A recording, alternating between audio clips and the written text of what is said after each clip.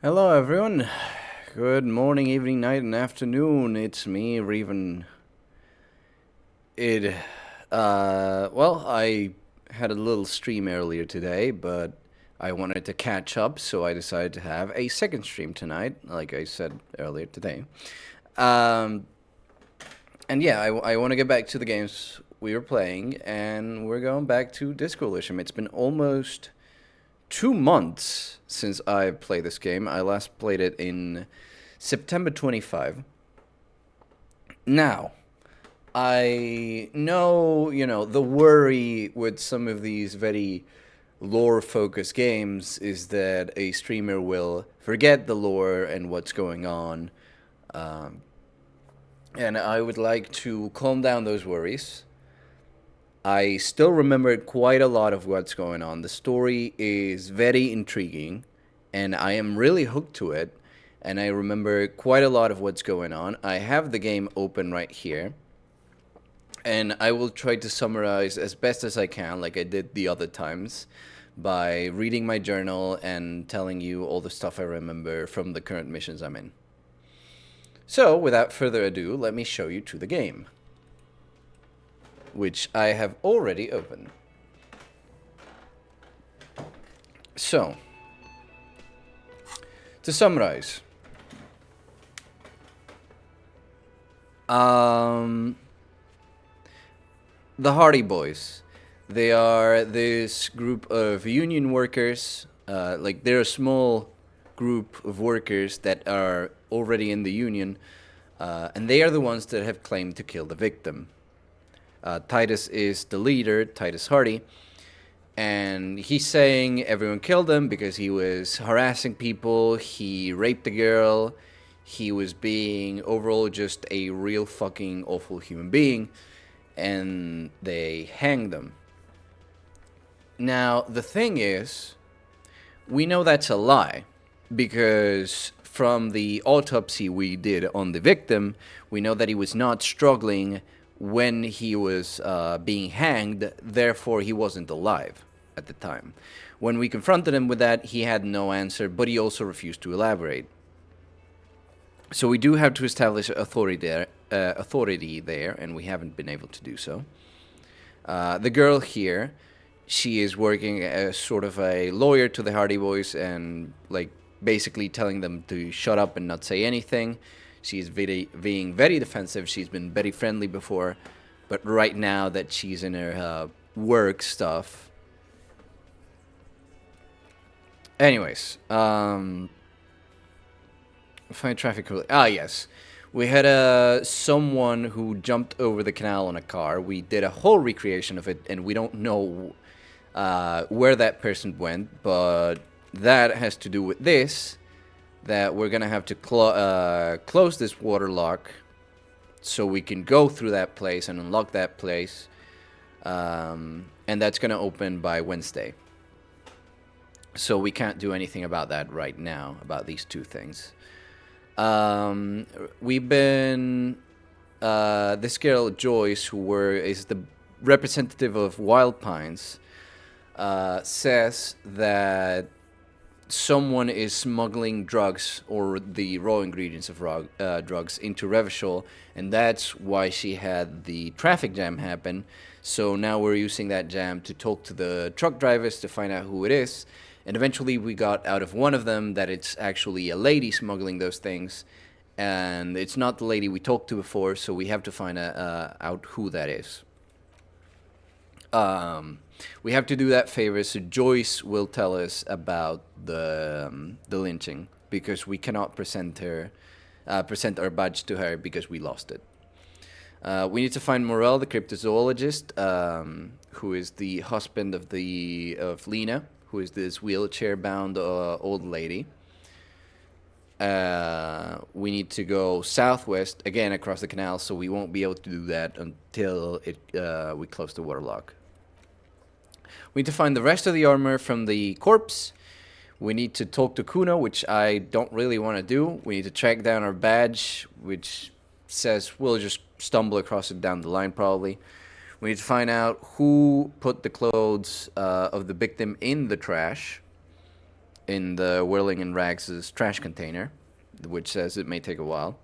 We need to ask about the victim's tattoos, which cover his entire body. We need to send the victim's body to processing, but I don't want to do that until I can unlock better logic so I can analyze something else that I feel I'm missing on the analysis of the body. We need to find who's the caller who reported the crime. We need to explore the secret passage of the Whirling, which is like over there. Sing karaoke, and we need to find Martin Martinez, quote unquote, because that's a fake name. And we need to see, we located his apartment number, which is number 28, and sometime after 21 of today, we'll have to see if he's home. And I just gave myself free reign, and I actually don't know what to do now. I guess I'm going to keep going on the jam mystery.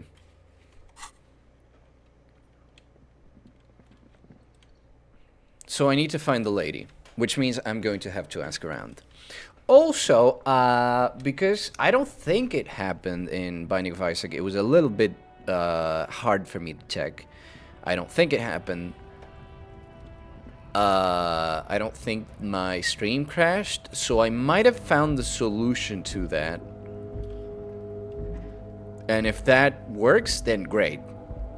Anyways, let's talk to the racist truck driver, see if he knows anything. For something? I know you've been giving me the runaround. Fast up, where's the lady driver? I don't know what you're talking about. He's Mercs. First, you knew Silang didn't do it. He did something. He stole his employer's goods and another lorryman's job. You should be thankful for the tip. He grins a wide smile. He's been expecting this. He's really puffed himself up. Just tell me which one's a lorry. Listen up, fuckwits. You don't scare me. You cops don't run Evangel West. You don't run Martinez. You don't run anything. So who does? The lady driver? No. Lieutenant tells the Lurman. La puta madre. Why would you say that? But like, why would you say that? The name resounds like a bell in the air. A dark gong. You get a bad feeling. Don't tell me there's an entire character called La Puta Madre, please. Looks like the lieutenant has a plan. Let him do this. Alright, let him cook. Kim is always got my back. Yeah, him. Cross your arms or not. Yep. Then I presume you are familiar with his peonies. Yeah, they're his little bitches. He's got them all over the unions. He says, unsure where this is leading. Not just the unions. He has peonies everywhere. Some say he even has them in the RCM. He gets closer to him. Dirty fucking peonies who do anything for him. Multi-ethnic drug addicts. Yeah, let him cook. You're not peonies. He says. You wouldn't be investigating a drug thing if you were. No, of course not. We are not peonies. But if we were, and one of Madre's drivers were to be stealing from him, then it's a good peonist Yeah. to find out who that is. Yeah, Kim, get him. It's not a hard job. It won't take a long time. It won't make Madre angry. He looks at him. But a stupid fucking racist is standing in the way. Yeah, I love Kim. I'm not scared. His eyes dart between you all and the the lieutenant. I'm under the protection of the Lorryman and Carter's Guild. I'm glad, dude. Yeah, that's great for Seen you. that corpse in the ceramic armor there. Did his shitty little guild protect him? Nah, you wouldn't just leave him out there if you... He tries to light a fresh cigarette, but his hands are shaking now. The sentence simply ends. The lieutenant turns and gives you a barely perceptible nod. God damn, thank you. I softened him up as best I could. Now it's on you to finish the job. Gotta finish him up. Be careful. This man's still got some fight in him by the looks of it. It won't be easy to break him. Alright. Make him tell you what he knows. Men like Yes! this only respect two things. Yeah! Let's go. Oh, look at that. Fuck him up. Time to turn up the volume. Show me her lorry right fucking now. The lady driver's lorry. Where is it? Fuck you. I told you. I'm not gonna... There. His voice grows smaller as yours.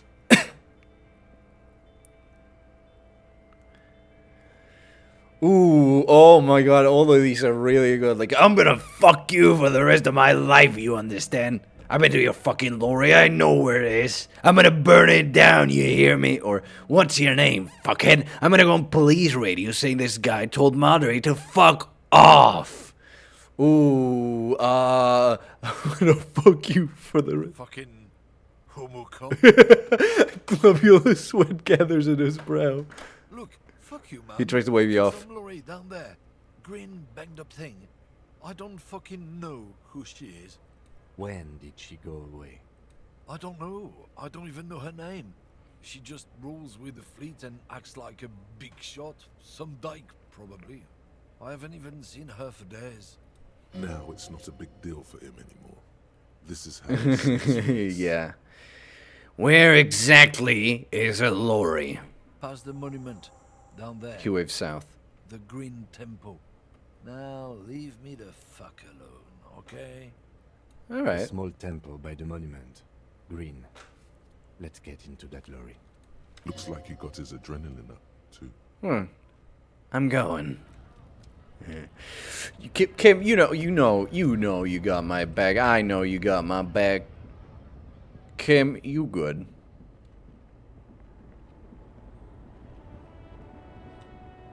Is it this one? Yeah. This green found, A to Z, contemporaire, is parked in the shadow of the ruins looming overhead. It's seen better days. It's seen better days.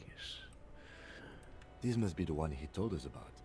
Unless he was lying. Try to peek in the window. The glass on the side windows is tinted and covered with dust. You can barely make out the shape of the seat and two steering levers. How are we gonna get this open, Kim? Use the pry bar to smash the window. Open it from the inside. Really? This has been hard enough. No need to make it any harder. Alright. Where is my pry bar? Get me this.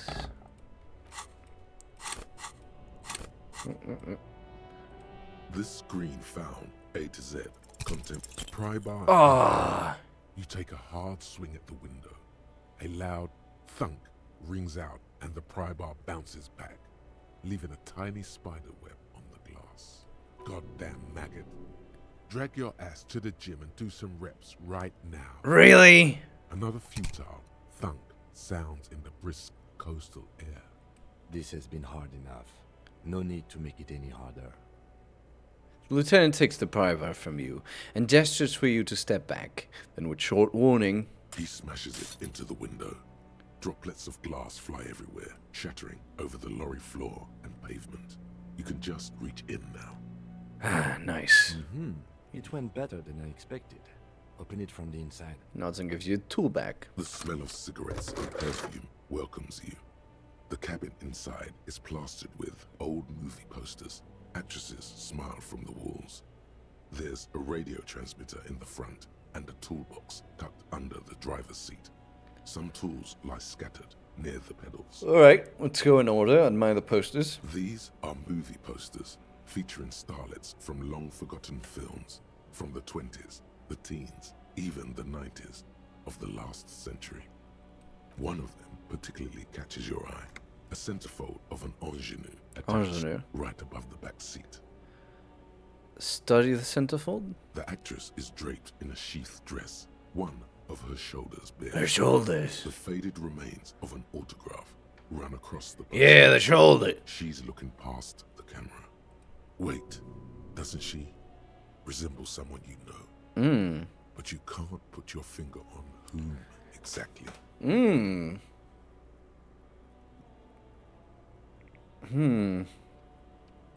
The Enough of the actresses posters. and the rear actor all smile you a warm goodbye. A radio transmitter is attached to the dashboard and a toolbox sits under the driver's seat. Examine the radio. Looks like the frequency dial is absent. It requires a key to work, but the key has been removed, likely by the missing lady driver. Likely by. Strange. There are so many radio stations saved here. Must be over 100 at least. Why would anyone need so many radio stations? For contacting an entire fleet of lorrymen, for example. Flicks a This is all switch. Shortwave, UW, and UKV. Looks like we are dealing with an impressive organizational tool. The nerve center of a huge operation, with quite a range too. Is there anything we can do with the radio? Doesn't look like it. It's completely inoperable without a dial key. What else is here? The smell of 1,000 cigarettes, some dead actresses, and a rusty old toolbox under the seat. You wedge yourself under the steering wheel to get a better look. Seems like the few tools lying around here, a hammer, a pair of pliers, a rusty wrench, have been casually thrown there by the disorganized driver. But one odd detail does catch your eye. A piece of sandpaper has been glued to the throttle. Huh? Sandpaper adds extra grip. Ah. Looks like the driver has glued a piece of sandpaper to the throttle to offer some extra grip. Sandpaper. It's snowing! A novel technique? Lieutenant repeats. Sandpaper will also rub off the pattern from the driver's right boot sole. Yes? He likes where this is going. Do the honors, he thinks. Connect it to yourself. One of the footprints at the crime scene had an aberration. One sole was smoother than the other. Which means that the missing lady driver was present at the lynching. The lieutenant's eyes light up behind his prescription lens. Wait, the missing 8 Hardy. Here. Looks like her, yes. And she's also the one running the drug trade. What a handful. Now we know for certain who's the missing 8th person. Nice. Do you think that Hardy and his boys could also be involved in the drug operation? This would fit what Joyce told us, but I don't want to make any assumptions. Understood. We should still go and see what Titus has got to say on the matter. Write something Are we down to finished his with the notebook. lorry? The movie stars are still smiling from the walls.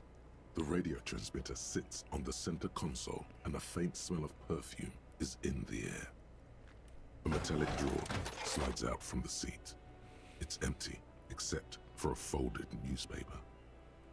It's an issue of Petit Feric from last Wednesday. A piece of paper falls out from its pages. It looks like an article ripped out from a radio enthusiast magazine.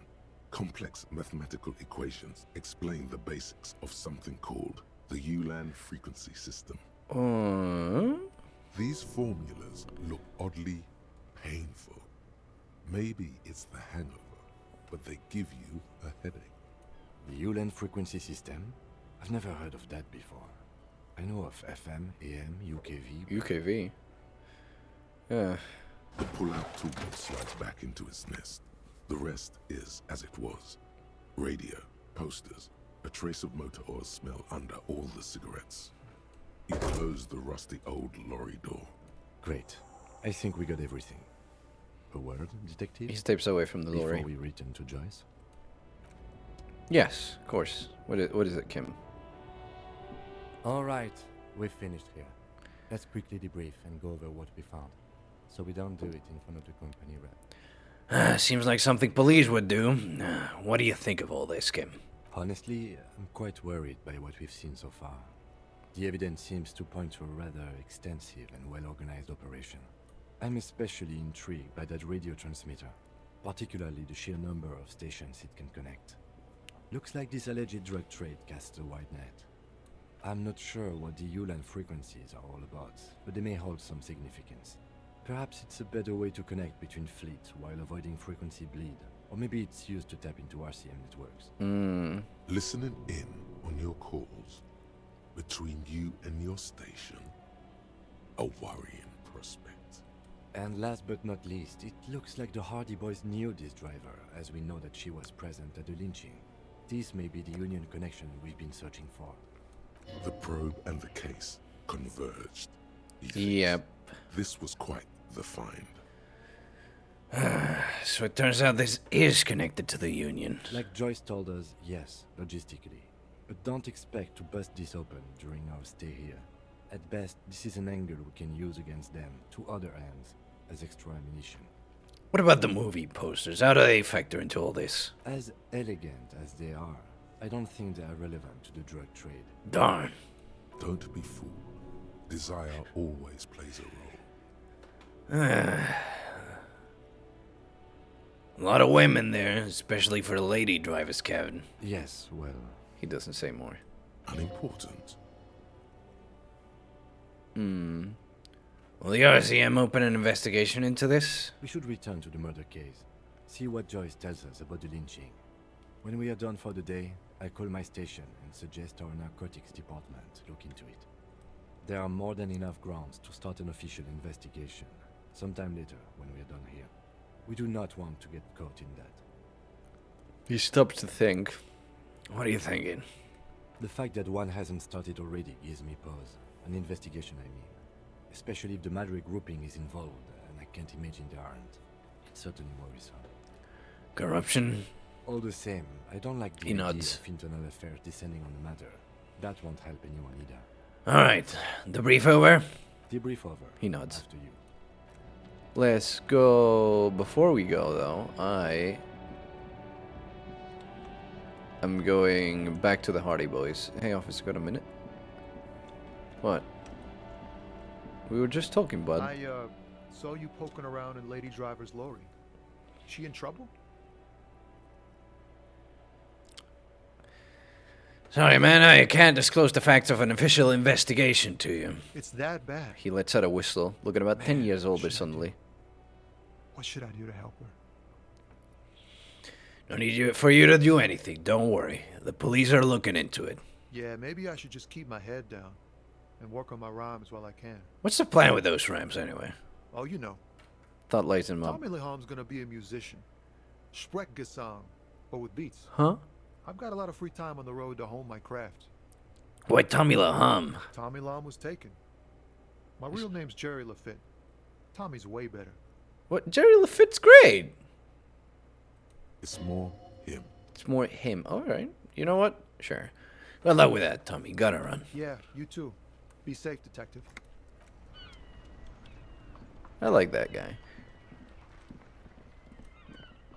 Now that I got my tools of intimidation here, I'm going to intimidate this guy. Hello, Mr. Hardy. Looks like the circus left town, but the clowns are still here. Titus does not look particularly happy to see you.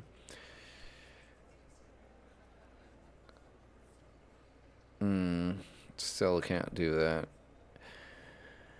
Guess what? I've connected you to the local drug trade. Like hell, you have. He leans back unruffled. There is no local drug trade. This place is as clean as a rifle. Rifle. Go back to Jamrock and ask the local junkies how clean your streets are in Precinct 41 kilos. Alright, there's no need for that. We'll do that. In the meantime, Yeah. do you know that there's an abandoned lorry at the intersection that was used to move raw ingredients for drugs from Terminal B to Jamrock? The person driving it was present at the hanging. It was one of you.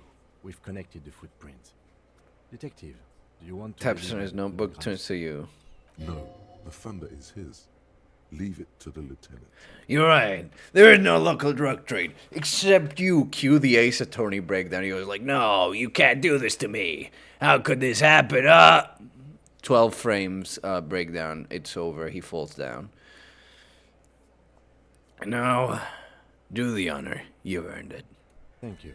Turns to face You're the man. right, Titus. There is no local drug trade because it's all controlled by you. You're the drug trade. Ba, ba, ba, ba, ba-da-da. Wait. I'm having a breakthrough here. Oh.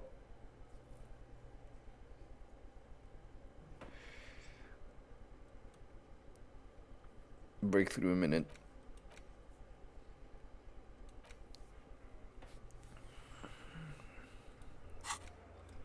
I'll check on my breakthrough afterwards. That's a mighty interesting theory. He rubs his jaw, I smiling. guess that's what you would need to do, theoretically. A big, strong, state-run monopoly would outcompete the runts on the street. Yeah, man. Theoretically, that's what you would do.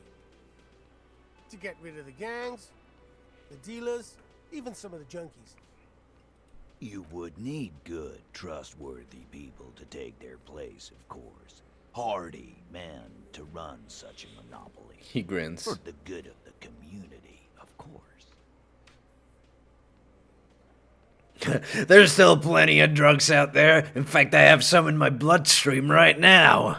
Enjoy your shitty ride, junkie cop. We still have it under control. All you're doing is contributing to the local economy. It's just a little hitch. Yeah, there's always gonna be little sprouts.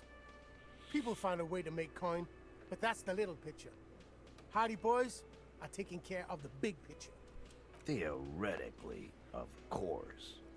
We're just talking politics here. My answer to your drug accusation is, how dare you? Go What? fuck yourself. Fuck? In this game? Not quite yet, Mr. Hardy. There were 8 sets of prints on the crime scene. There are only 7 Hardy boys here. Ah, the 8 Hardy, the one who's missing. She runs the thing, right? My answer is, fuck off. He takes a step closer. Mind your own business. There is no 8th Hardy. I run this goddamn scene. Finally, you got something out of him. This could prove useful in the future. And here we go. Back to the usual. But I am tired, says the woman. I know. The little man raises his index Fat finger. walked on all fours. He's so fucking fat he left 2 sets of footprints. Go fuck your mom, Dennis. That's more like it, boys. You heard him. It says to It you. was Angus on all 4s. Anything else you need to know? Oh. Okay, that's going good. I do need to potentially raise my authority if possible. I'm gonna take off now.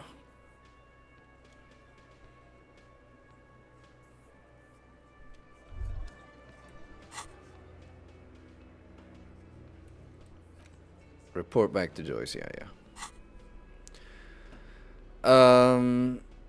I still need to find something that could give me more motorics so I can get more perception. I can get more authority later, that's fine. But I do need more motorics.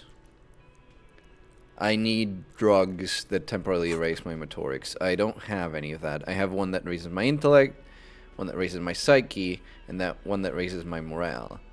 But I don't have anything that raises my motorics, and I am not sure if there is anything that raises my motorics. I hope there will. Yeah? Trite, contrived, mediocre, milquetoast, amateurish, infantile, cliche and gonorrhea-ridden peon to conformism. I fucked me. Affront to humanity. War crime. Should literally be tried for war crimes. Resolution short, lacking in imagination. Uninformed reimagining of lip-wristed, premature, ill-informed attempt at talentless fuckfest, recidivistic shit peddler, pedantic, listless, savagely boring. Just one repulsive laugh after another. Fuck, man, how'd you get my curriculum? Minus 1 hand-eye coordination, handshake from hanger, how shit it all is. Conceptualization, passives heal plus 1 morale and give 10 XP. That's it?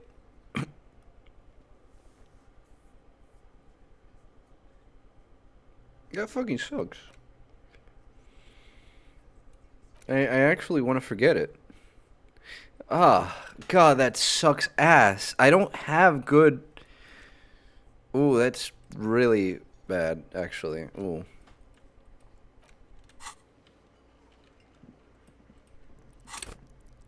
God damn, that sucks ass. Oh my... Really, conceptualization? That's all I get? I choke on my rage, sorry. Let's just report back to Joyce, yeah.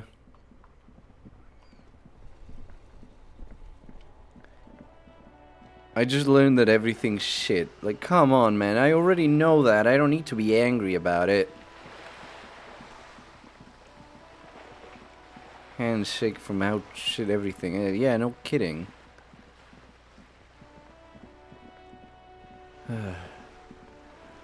George, we found the thing from the other thing. Yeah. You're back. Good. What can I help you with? I spoke with the lorryman at the roundabout. Yes, my eyes on the harbor have sent word to that effect. What have you discovered? Wait. Where exactly are these eyes located? It doesn't really matter. And I do apologize for the surveillance. Wild Pines can't afford to be blind at a time like this. In any case, it's a relief to know someone has looked into it. If I may ask, will there be an official investigation? I assume you discovered there is an operation. The lieutenant is about to interject. Cut him off. This decision should be yours. No, let Kim handle it. If there is an investigation, it will be part of an ongoing operation, subject to confidentiality. I'm sure you understand. Of course, detective. She said a tone more In cautious. any case, you've held up your end of our arrangement. I trust you with the rest. Now it's my turn. I wouldn't normally break protocol like this, but the situation demands it. If you don't solve this murder, I'm afraid we may have a bloodbath on our hands.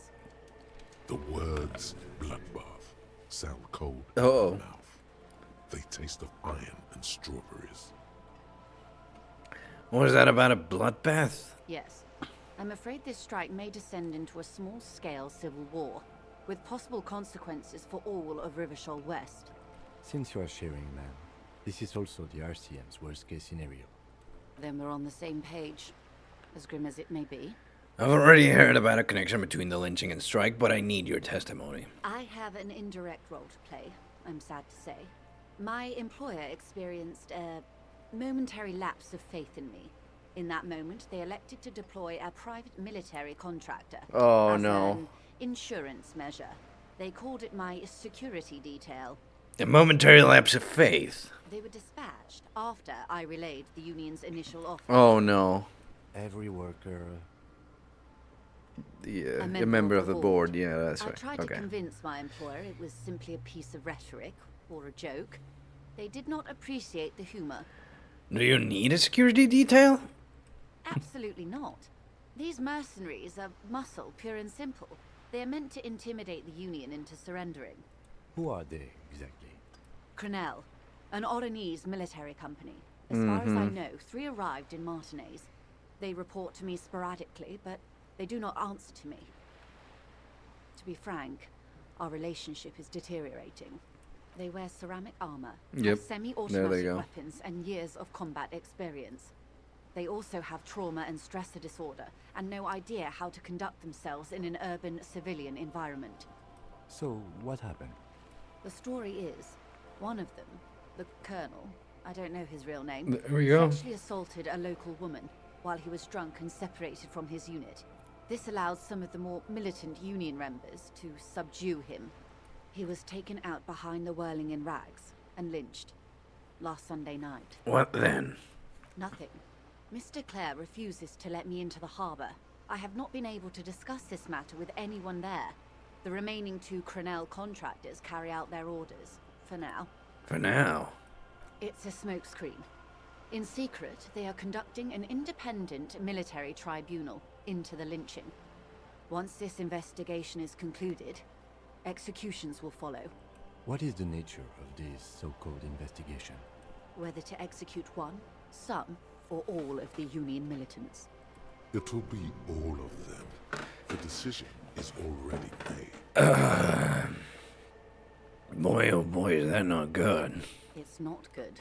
No. A wave crashes against the side of My our boat. only hope is that you provide a single concrete suspect before the mercenaries indiscriminately pick theirs. Simply put, She grabs hold of the mainsail. if you don't pin this on someone good, and do it fast, they will identify and execute everyone present at the lynching. This in turn will force the Union to respond. They would have to project strength and power. The Debardeurs have over 2,000 men. It will be 1,000 to 1. Have you ever seen a Hornet invade a beehive, Lieutenant? It's not pretty. These men work in tandem using semi and fully automatic firearms. Their armor is virtually impenetrable, to muzzle-loaded weapons, even yours. Most Union workers don't have guns at all. As I said, a bloodbath. Isn't this a pretty bleak scenario you're describing? Many bleak scenarios have already come true. She likes you eyes down from the window. Badgeless detective of the citizens' militia. All we can do is keep the rest from going the same way. One single concrete suspect delivered into civil court, and I may be able to defuse this situation. What can you tell me about Krennel? Not much. Their public resume is relatively good, as Krennel. far as private military contractors go. I believe they were once called Downwell. They boast a long list of clients. Saint-Baptiste, Welchman-Lorenz, Eintracht. A warning sign, however. The operations concerned all take place in third or fourth world countries. Guarding facilities, escort missions and such. Meaning they're used to operating in war zones. Yes. All the good conflict corridors, Supramundi, Yesut, the Seminese Islands, countries that don't have a good record reporting atrocious military conduct on their soil. Okay, anything else you got on them? Sadly, no. Before this happened, I had little interest in them. Now that I do, I don't have the resources. She thinks. If you still have access to the ICP's database, you could run a better background check than I ever could. It may take some time, though. She thinks. Do you know a lot about the inner workings of the RCM and the ICP, man? In my line of work, it pays to do your research. I was prepared to deal with the RCM. I did not think I'd be dealing with a group like Krennel. Would you contact the company, tell them to fuck off? I have. And they will. However, these orders take time to reach what is basically a rogue unit out in the field here. Until they do, it's all on us. You said that diseased assaulted a woman? Or he didn't. She tilts her head. This is information passed on to me from some teenagers loitering around the canal. I cannot testify by it. Who did the passing on then? The remaining contractors. Their tribunal. It's what they believe. What do these teenagers by the canal say? That the man was killed because he assaulted a local woman. I've asked around a bit. This seems to be the accepted story around Martinez. The lieutenant consults his notebook, his eyebrows knitted in concentration. Odd. We haven't heard any reports about an assault in connection with the lynching. Where did it take place? And when? Last Sunday night, at the Whirling in Rags, the hostel by the gates. Supposedly, the colonel was drunk, maybe on narcotics too. Either way, he's alleged to have sexually assaulted a woman. Sometime later, a group of dock workers got their hands on him. And who is this woman? That's a good question, officer. I don't have the slightest idea. As I said, it's a rumor. About a rumor. In any case, it's what the colonel's remaining colleagues believe. You'll meet her soon enough, you feel. This, Colonel, the one who was hanged, did you know him? If you mean did I see him alive? Yes. But I did not know him. His name was? Lely. His service name. Lily. Nom de guerre, most likely. He wouldn't divulge his full name. Only one of them did. A bad sign if there ever was one. Tell me about the others first. One is a man. Corty, they call him. A nickname as well. The other a woman. Phyllis DePaul. Corty is the gunner, I believe. DePaul is a radio operator. What would you say was his eye color? The deceased. Lieutenant cuts in. She closes her eyes, trying to picture the man's face, then shakes her head. I can't remember. There's a pang of regret to her voice. That's all right, man. Anything else? Nationality? What would you say was his age? He was 40. Or 50. It's hard to say which. He had a combat injury on his lower jaw. It made it difficult to estimate his age, or gauge his facial expressions. Indeed. This matches the dental reconstruction we saw on the body. What else? Nationality? Accent? He was, Occidental, I think. Light brown hair, a mixed accent, Oranese, or Messinian, maybe. His injury gave him an accent all his own. In a way, it was humanizing. He had to learn to speak through it. Through the injury. She nods. That's all I know, I guess. I only met him once.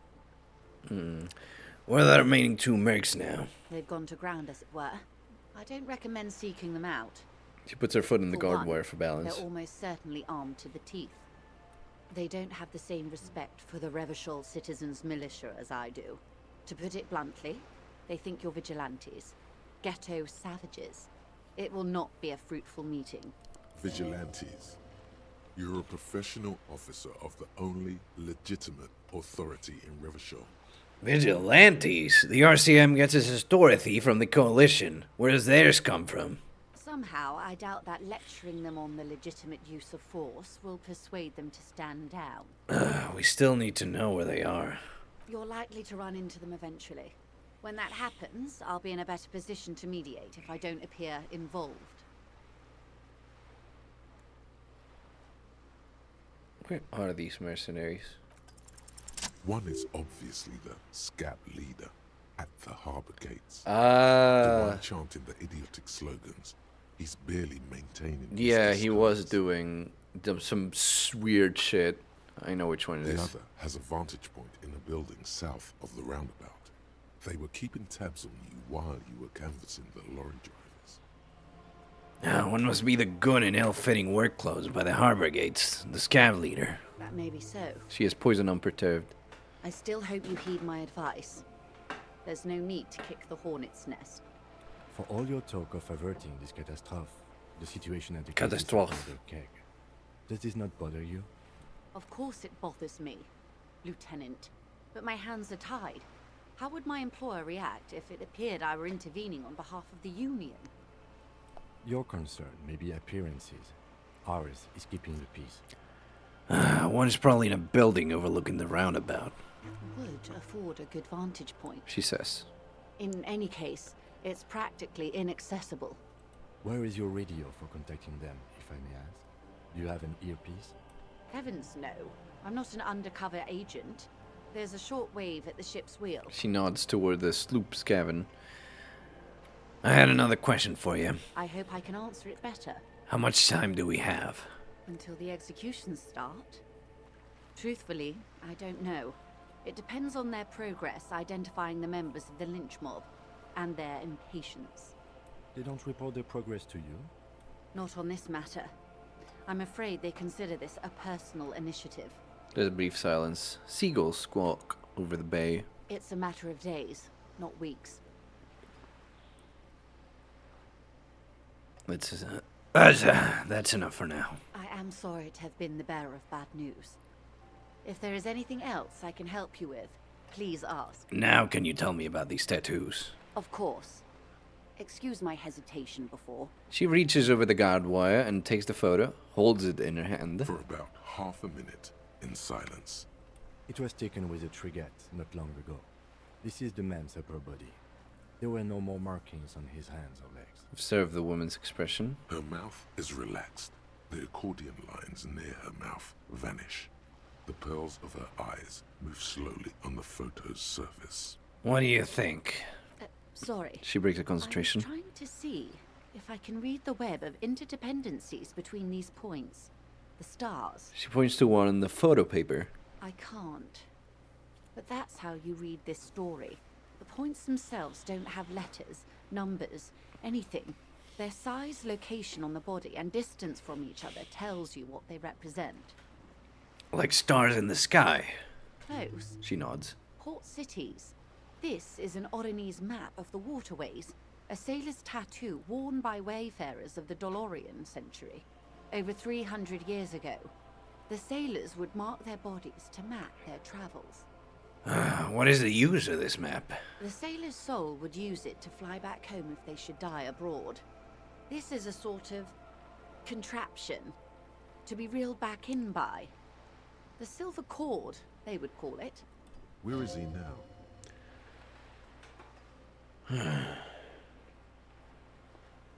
This was, I've spoken to him. For now, the soul is fasting inside his corpse. That is precisely She remains what the unfazed. sailors feared when they drew these maps. A fear of drowning. within one's own corpse. What travels did the dead man make? Quite a few. Vredefort, the Oranese capital, traditionally stands on the right shoulder. She points to it on the photo. He started somewhere near here, I think. What next? Then he made his way to the Pretto Grande, through what I think must be the Stutz Canal, an artificial channel through the Occident. From the Pretto, he sailed to the Insulindic Ocean, first the Semines Islands, then this. She points to his heart. What is that? She Those says. are the two constants. Vredefort on the shoulder, and Revachol in the heart. They started the tradition of these maps right after the discovery of Insulinde, at the dawn of the Inter-Islary Age. You said you can't read it. I can't. This man was no sailor, and these are no ports. I can understand geographic fragments, but not their meaning. Who could tell me more? His platoon members? The other contractors. Though I do not suggest you go and show them that picture. This man was their friend and comrade. Challenge accepted. I say we do it. I need the information. Do what you have to do, Detective.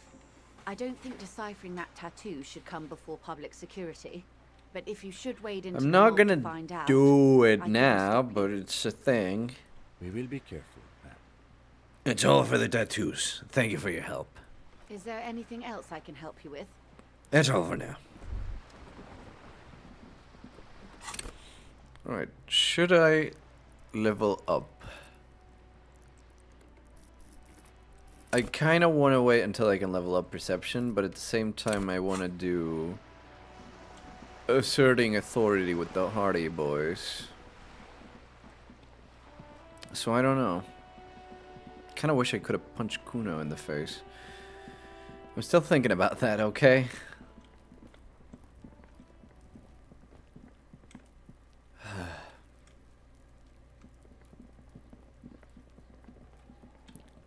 Kuno is still there.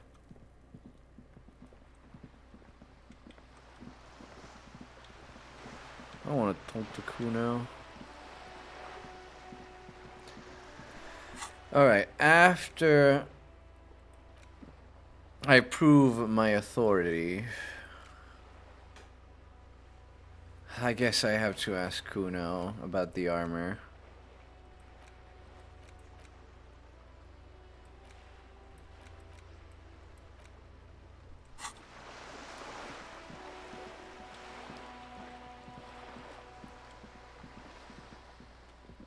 Oh my, you have something to say about this book?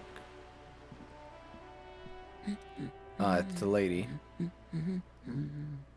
Still searching for a book, her eyes wandering over the colorful grid of soft covers. Maybe your husband is missing? My husband? No, he's not. So where could he be? I don't know.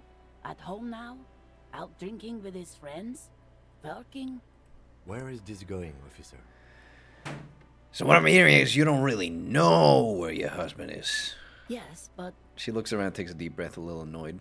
I don't really need to know where my husband is. Not all the time. Wouldn't you like to?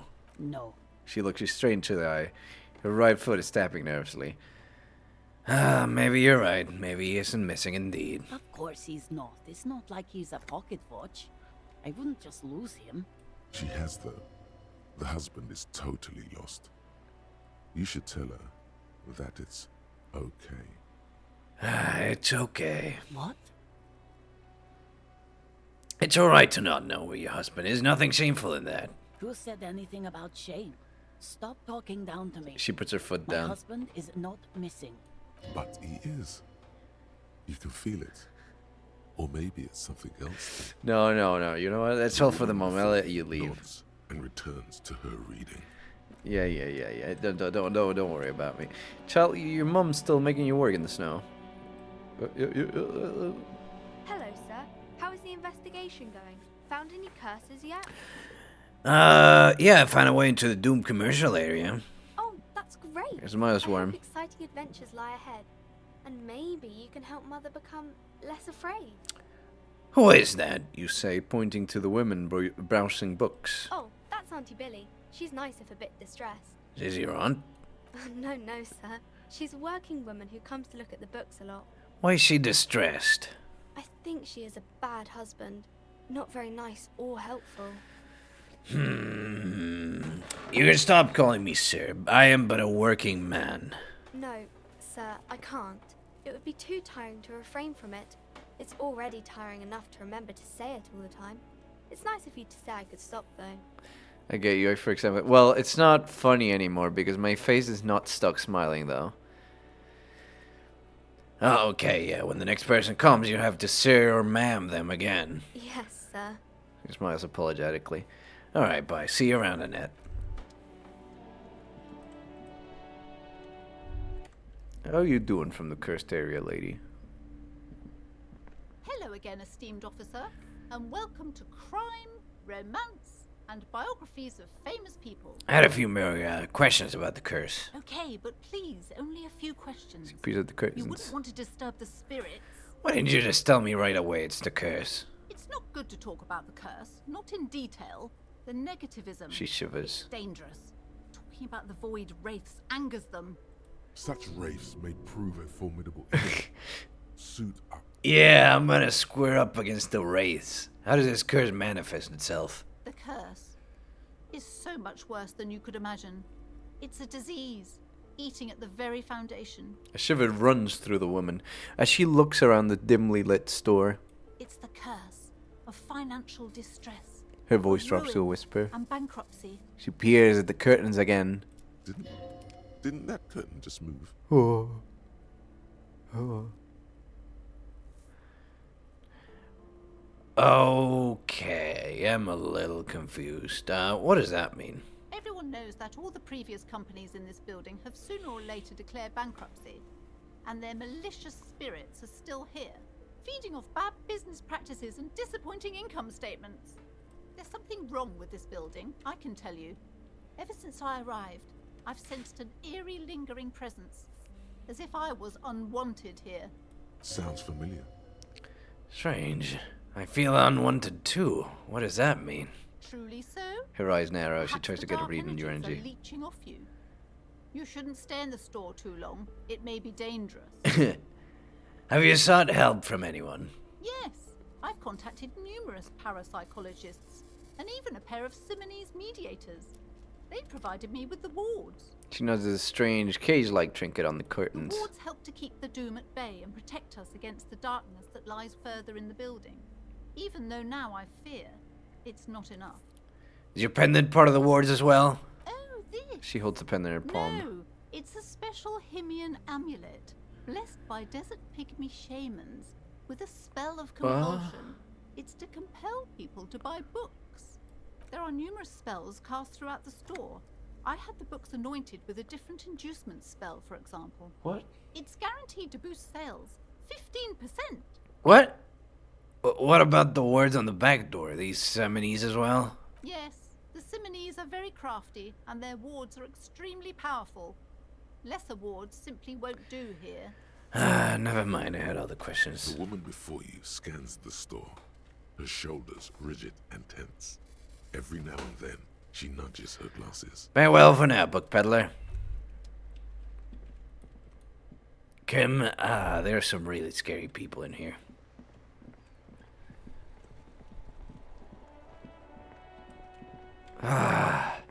No. I can still delay Tolga Kuno.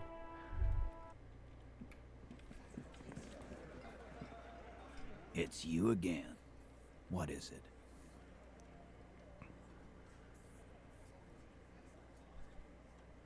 Establish authority. As you look Oh my God, what? Full of sweaty men, swearing, drinking, spitting out to Holy shit! Does this look familiar?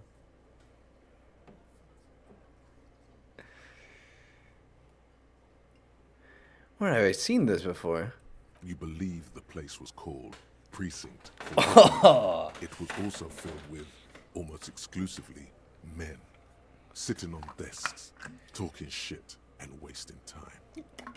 It's time to make the donuts. I get it, Titus. You guys really are the authority around here. Oh? You must be. You're just like real cops, drinking beer and sitting around with your dicks in your hand. You got a problem with beer now? He leans in. Not quite there yet. Push on. I have a beer problem, but not a problem with beer. I also have no idea how to do my job, like you. Speak for yourself, buddy. He puts a beer down. I've been running this outfit for 10 years now. You should have seen Martinez before it started. It was like jam rock now. They didn't see shit, man. He turns to you. Kids getting shot. We had 3 shootings a week. Fucking graffito everywhere. You cops haven't shown up since the 30s. Congratulations on the graffito removal. He turns to Titus. All I see is you sitting around talking about Monica's titties while there's a rape victim. So what? What do you want from me? We took care of that fuck. He picks the beer back up. Don't let him drink that. One more push. Quick. Just don't antagonize him. You have this already. It's not about who did it. It's about the victim. She needs help. Titus? He looks at her. She stops mid-sentence. That's it. You got him. He's going to give it up, but on his terms. You wanna help her, cop? Fine. I'm gonna let you help her, but you treat her with respect. If you don't, if you question her, harass her. Taps his chin with his fist. Train of pain, buddy. What is her name? The lieutenant takes out his notes. Glacia, I'm on due. She's staying here in the world rags. A real pretty one. Silver. Oh. That's I'm on due with an O.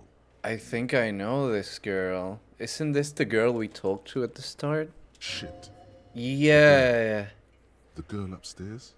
Oh, no. She knows you drank so hard you forgot you were a cop. Oh, it's her! It's definitely her! It's Miss Oranje, disco dancer!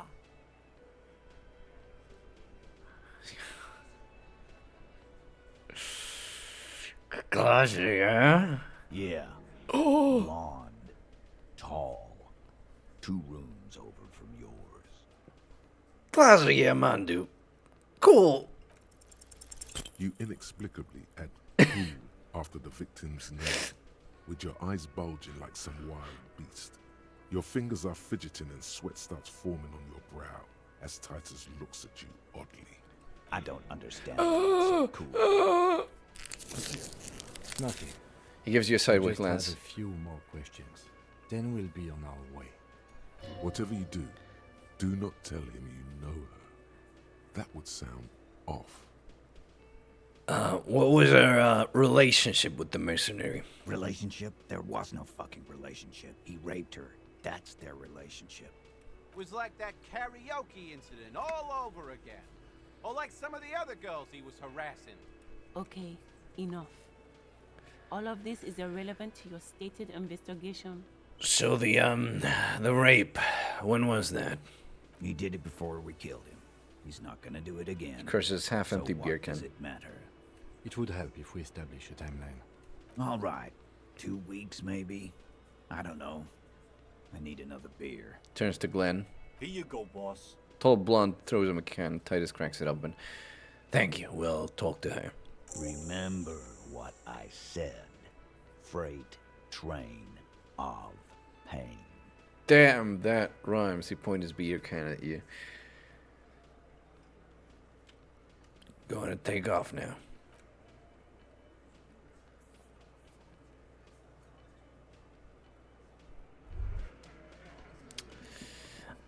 Hey Kim, look Kim, I know it's our job to help this girl, but I really think... What was that? You mean the sweating and the fidgeting when he mentioned her name? Yes. And the sort of quivering jello thing with the eye? Yes. I think I know that woman. The victim? Is there something I should know before we talk to her? I met her in the hallway after I woke up. Understood. You were not in good shape on She Monday. knows I didn't remember being a cop. Okay, that's manageable. I tried to hit on her. Understood. He's stone face. Better not to add anything to that. What else did you do? I didn't rape her. What you're saying is, you raped her? Ice is No, forming. no, God, Jesus Christ. Cold sweat trickles down your neck. No. Then, don't ever say that again. Alright. What else? Nothing. Let's move on. We'll be alright, officer. This is nothing. You feel fortified by his assurance. It's Kim, going to be all right. Kim, you bastard, you're great. You're great, Kim. I don't deserve you, Kim. I really don't. Like, I mean that. I really don't deserve you, Kim. Like, everything I have done, like, I do not deserve. I don't deserve you, Kim. I don't. Anyways. The door is closed. Who is it? A woman's voice answers, muffled by the door. This is the police. Can we come in? Come on up. The door is open. She shouts. I'm drying my hair. Sounds like it's coming from upstairs somewhere. You could snoop around before going up. Alright. Really quick. Hotel bill calculations. Looks like she's had an extended stay. Closet dirty clothes. A woman's.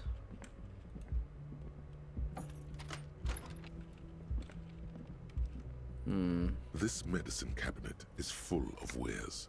Sheets of pills, haphazardly stacked, one on top of the other. There's also a toothbrush somewhere in there. What about the meds? Pharmaceuticals line the shelves. Sheet upon sheet of pill bottle next to pill bottle. Acetylic acid, APAP, eye drops, blood thinners. The toothbrush? It's been used quite a lot. Quite the collection in here. Anything of note? He asks in a lowered voice. Search the bottles. Pill bottles rattle like bones as you search the cabinet. Paracetamol, histoperidol, something in a foreign language you can't read. Behind them, an unusually shaped nasal spray. Its label reads, Nacra. What's Nacra? An opioid receptor antagonist. It's used for diamorphine overdoses. It's the pill sheets. Among some foreign, probably Messinian or Gotvaldian, marked red blister packs you find. What do you find? This is going to take a little. This might be the Motoric stuff. Oh, please. Is there something more interesting here? A bright orange bottle with Preptide stamped on it. In sunny, happy letters. Jackpot, baby. That's the stuff you're looking for. Your palms begin to sweat just holding that little plastic container. What's so exciting about this orange bottle? It's speed, man. Just what you were looking for. They call it dextroamphetamine and talk about psychological disorders. But what we're seeing here is some scientifically advanced trucker speed. Let's take it in secret. Silently. Yeah! Oh my god, that was a critical. Then, as you turn into your pocket. Yeah. Feels so sleek and beautiful. You got it. Oh, yes. Here comes the afterburner. Time to become a super detective. Yes, super detective. Just put it in your sweaty little hand now. This has gotta be. Yes! Yes! Okay, finally, I needed that. I need that for. I need that to increase my perception so I can finally know about the body. Oh my god, yes. Kim, get out of there. Okay. Kim, you're stuck in there. Alright. Bed has been hastily made. This window is pristine on the inside, unlike the one next to it. Light from the desk lamp reflects off the glass in an untarnished golden halo. Run your finger across the surface. Smooth as ice. There are spots of mud and rain on the outside, even smudges. But the surface of the window is clear from the inside. No chips, no hairline fractures. Following your lead, the lieutenant leans in closer to inspect the surface. This window was recently replaced. Looks like it, yes. He adjusts his glasses. Interessante. Okay. I smell cigarette smoke. Handful of dried wildflowers. And cold coffee in an ashtray that looks like a hedgehog. Does it? Let me see it. Oh, yeah.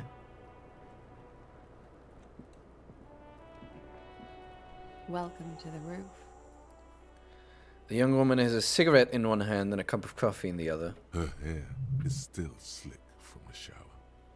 Below her silvery jumpsuit, an athletic young body, built long and lean, then toned over several years of self-defense training. You can sense it in the sharp pointing of her elbows. I'm sorry for the mess down there. The cleaning lady hasn't come by in days. I'm beginning to wonder if she ever will. Is there a cleaning lady? I think I need one. Oh, yes. Legends of room number 1 have made their way around the building. They say a portal to hell has opened in there. No, I just trashed the place. I know. She smiles with her eyebrows. That's probably also why the cleaning lady quit. I'm Kim Kitsuragi. Lieutenant steps I'm a in. detective from Precinct 57. I believe you have already met my colleague from Precinct 41. Have I ever? She turns to you. Have you grown accustomed to your role as a police officer? Once a cub, always a cub. Doesn't sound good, does it? That is unimportant to the case at hand. I can see that you have, officer. She nods. Miss, we are investigating the murder of the man down there. The people who put him there have asked us to talk to you. Huh. I see. She takes a pensive drag of her menthol cigarette. Be careful. Ask something else first. When you go there, use words like, I hear you have been through something difficult. No need to dilly-dally. She's tough. Thanks, Coach, but I think I'll dilly-dally this time. You'll sound like a namby-pamby. You'll sound like a namby-pamby. No. What's your name, miss, for the record? Clausier Amondou. Where are you from? Vredefort, Republic of Oranje. How old are you? I'm 28. She takes a drag. What do you do, miss? What's your specialization? Something stupid. What's that? Oranese lit. Oranese lit? Oranese literature. It's what I studied at the university. What is the literature about? Fear of failure, fear of death, how it sucks to be Oranese. All national literatures are... Only the name of the nation changes. If that's true, then Revacholian lit would fit you like a glove. Thank you, that's, No, Oranese lit, what do you do with it? Nothing. I do nothing with it. How do you make money, then? Money is very important. Show her some money.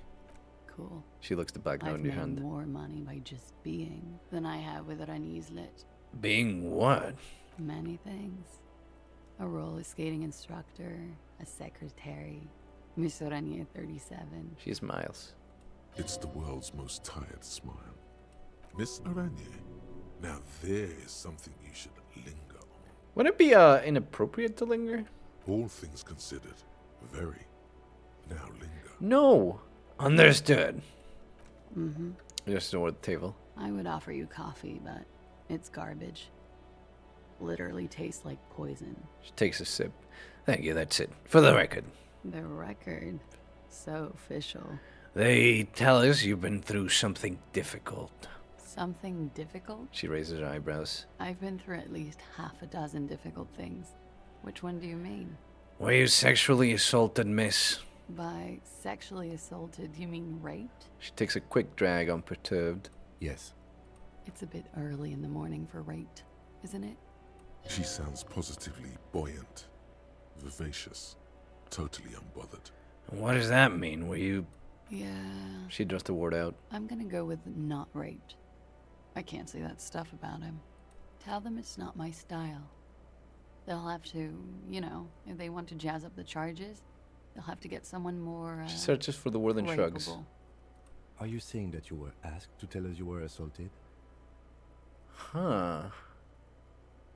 Not explicitly, but I understood what they meant. It wouldn't hurt to spice things up a bit. Some assault and battery. Sexual assault, maybe. It was clear the latter would be spicier.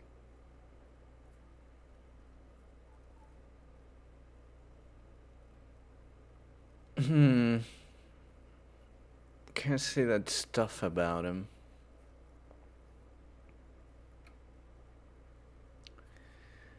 Titus asked you to spice things up for us? Pretty much. She cradles a coffee cup in both hands. Warming them. She must be very cold and exhausted of this life. What did happen between you and the victim? We partied. What kind of party? Point to your bloated face. The kind I do? With all due respect, sir, I think we partied a little harder than that. Harder than this? Keep pointing to your face. I didn't know if it was physically possible. Oh, it is. She takes a long drag. You're still alive. Point taken. What did you do when you partied? We drank, sir. She takes a sip of her lot. coffee. For weeks, basically.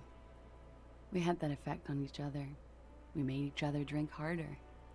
Oh, That's hey, why I Runkeeper. liked him. Yeah, we're doing disco. So, the lady we found out was raped wasn't actually raped. She was just told to tell us that she was, but, you know, she doesn't actually want to say that, so, yeah, she wasn't assaulted. So we're trying to find out why the victim was hanged then. What else? Stimulants. Speed also has that effect, making you drink harder. And then drinking harder makes you do more speed. It's quite the combination. We also had sex. Whoa. After so much drinking and drugs, how did they manage it? Were feelings involved? A little. The drugs were good enough, and we did enough of them. Alright. How did you two meet? Lieutenant's voice is quiet. Calm. Downstairs, at the bar. He was on some sort of assignment.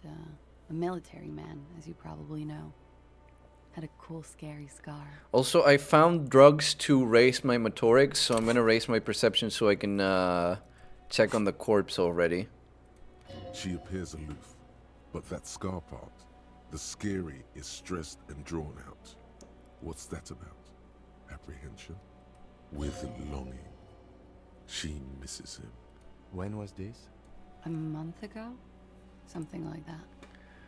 Must have been hard for you to see him there. Drugs are always the solution, and they're also the problem, though. Oh, yes. She says bitterly. I've had a great view. From the roof, out of the bathroom window, in my dreams. A bitter cringe. It hurts. You look to the lieutenant. He takes a small step closer. You called us, the RCM.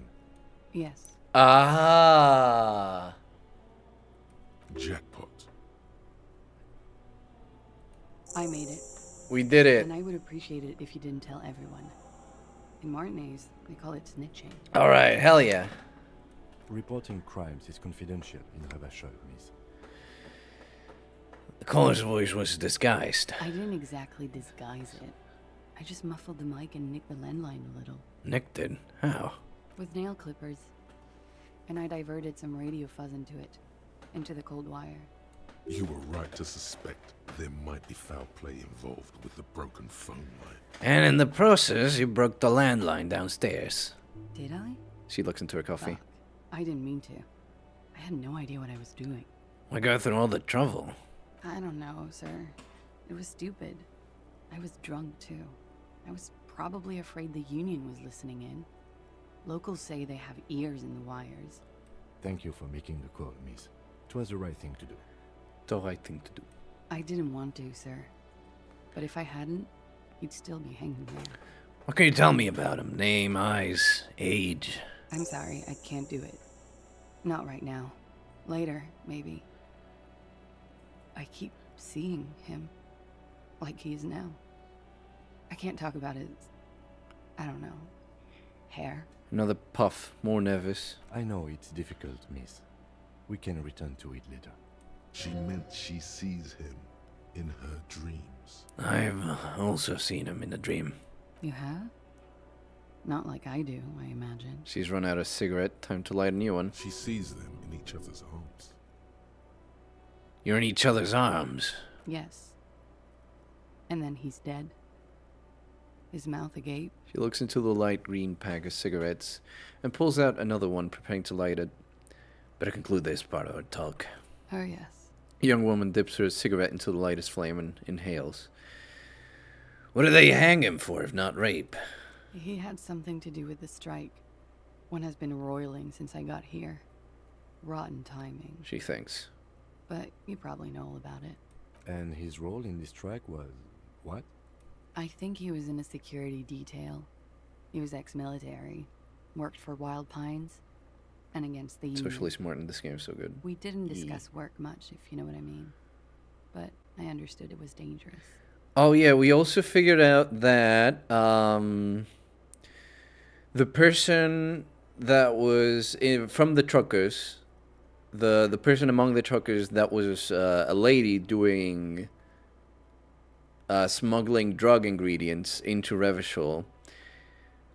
We don't know who she is, but we know that she is the eighth person, the eighth set of footprints we saw down there in the crime scene.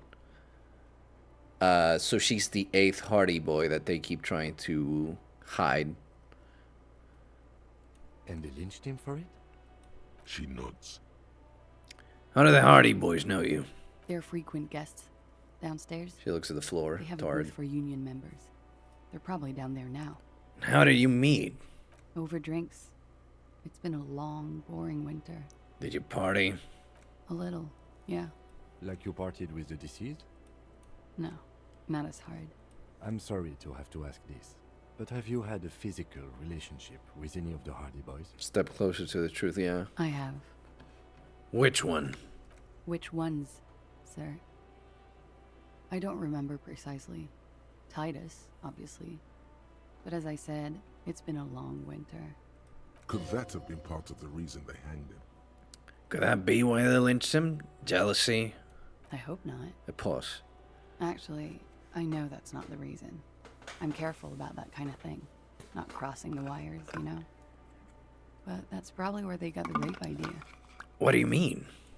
Men like that? I don't know. Another pause. It's the way their imaginations work. I suspect it's what they'd like to do to me. Yeah. She changes balance from one foot to another, crossing her legs. Thank you for telling us all of this, miss. She breathes a silvery sigh of relief and weariness. The air on the roof feels humid. Should we head by downstairs, officer? The lieutenant looks at you. Things to discuss there. As he says so, you feel the young woman looking at you and get a feeling you can't quite put your finger on. A suspicion? I had something else before we go. A little thing. She nods. Silvery cigarette fumes disappear into her mouth. I notice your room is close to mine. I have a personal question. Yes. You're just one room away. She pours more coffee. Very personal. Were you in Sunday night? I need to know what I did before I lost my memory. You do not need to know that. What you need is to Lieutenant ask taps on his normal police notebooks. questions, like, He waits for you to finish the sentence. Get a grip, he thinks. At least do your personal stuff when I'm not here. All right. Let's return to this later, miss. Why not? I'll be here until 11 p.m. Drinking coffee, most likely. A little thing. I thought you were going Columbo for a second. Hey, one more thing, sir. Hey, Kim. What do you think of all this, Kim? looks like we have more to discuss with those so-called Hardy boys. Voice is lowered. Half their reasoning just went out the window. You think this will make them cooperate? Nothing will make them respect the RCM, but it will disrupt the game they prepared for us. We just stripped off one layer of whatever it is. Her decision to not corroborate their story was definitely not part of the plan. Why did she tell us all of that? What else could she have done? Lie? She saw there was no way to lie and get away with it. I'm not sure she had to lie. I wouldn't have known. If not you, then me. It was a smart move from her. Something is off here. You think so?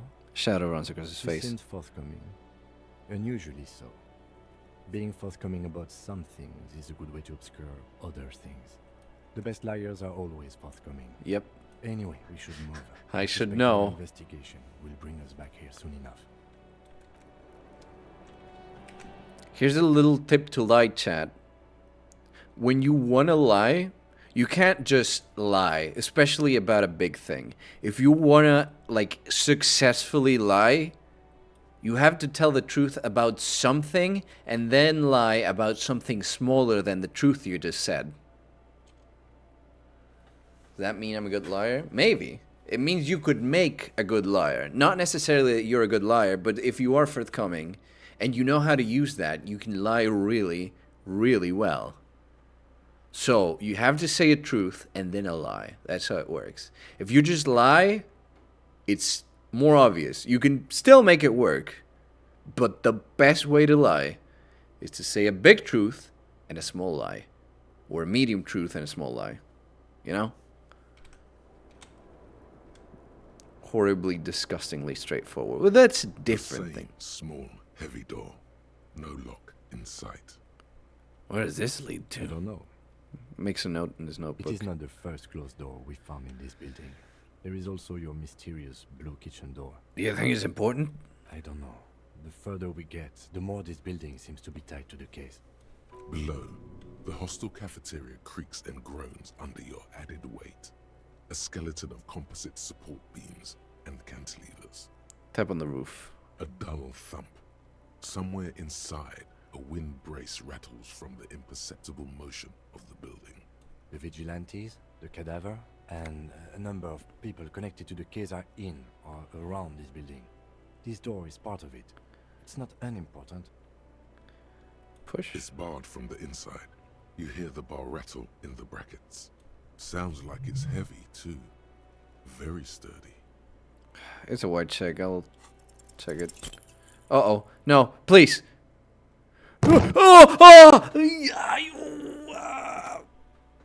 You kick it, gung-ho style. Entering the premises style. But the door fails to respect the force. All you hear is the bar rattling inside, laughing at you. Kim. All right. Let's trash the place. The woman nods approvingly. It's not. Your foot is ready to explode and punish this object. No, swallow the rage. Disrespecting the force. No, The so. sturdy wood door has lost all respect for you. Motherfucker. Door kicked my ass. I need to stop getting, like, magnesium. I think magnesium's the one for morale. I need to stop getting that. I need to get something for health. What's the thing, actually, for that? I don't know what it's called. Well, I don't have them here, so... It's just a thing I grab. I still have one skill point, which I am going to use right now after talking to the Hardy Boys again.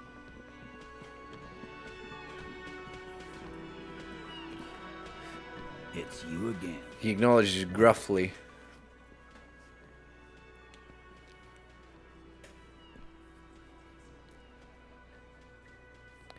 Glad says she wasn't raped. Fuck. The big man's eyes and Bane's bulge. Fucking whore couldn't be trusted.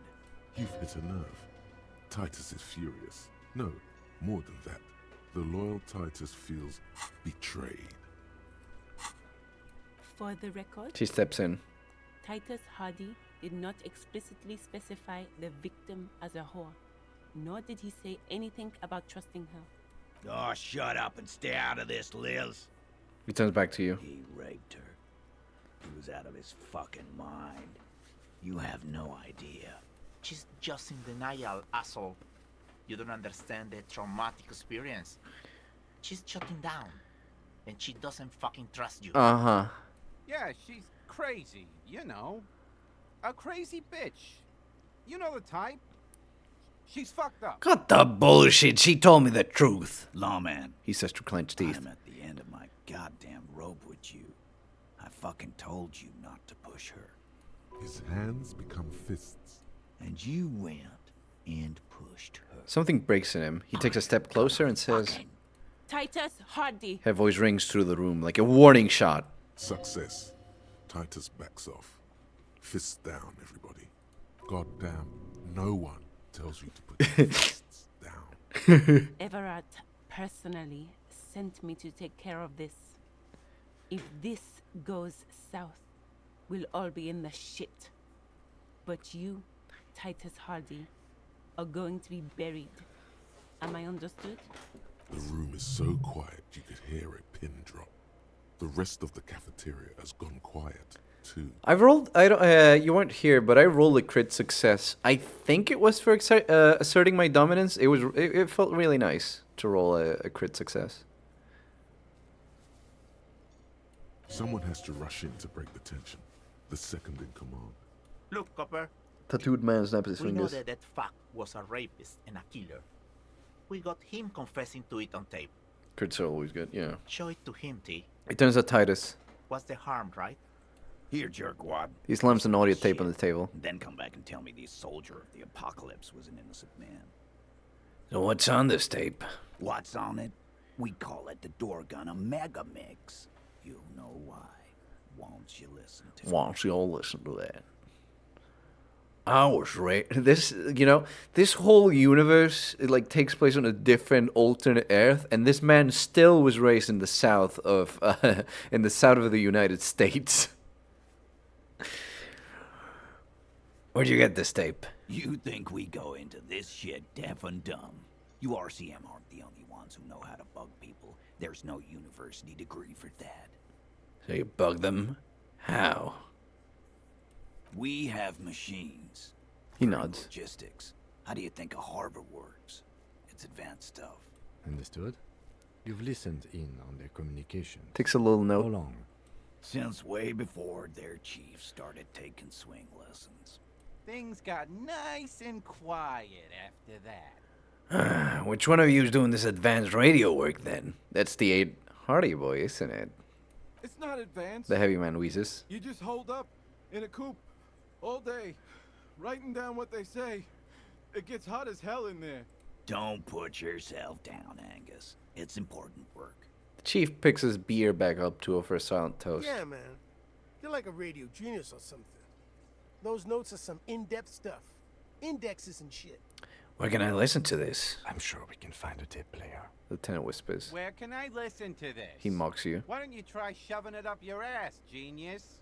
Yeah, play it with your ass, cocksucker. His voice echoes like thunder in the small room. I'm sure we can find a tape player. It's not a problem. He repeats calmly in a hushed voice. Your room had one. Or maybe it's too broken.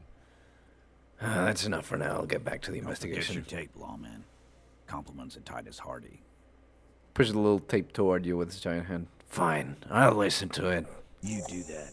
He says. Oh, and keep it. Maybe you'll need a reminder of human ugliness someday. I'm gonna take off now.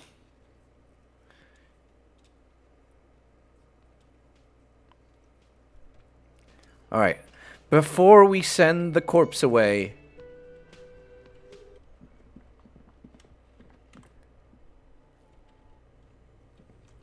who is in a giant bear fridge. I did not forget about that. I haven't forgotten about most things anyways, so. Alright. The bear's eyes are still glowing red. Put skill It's guarding points over into a freezing perception. pulse hidden inside its belly. Okay.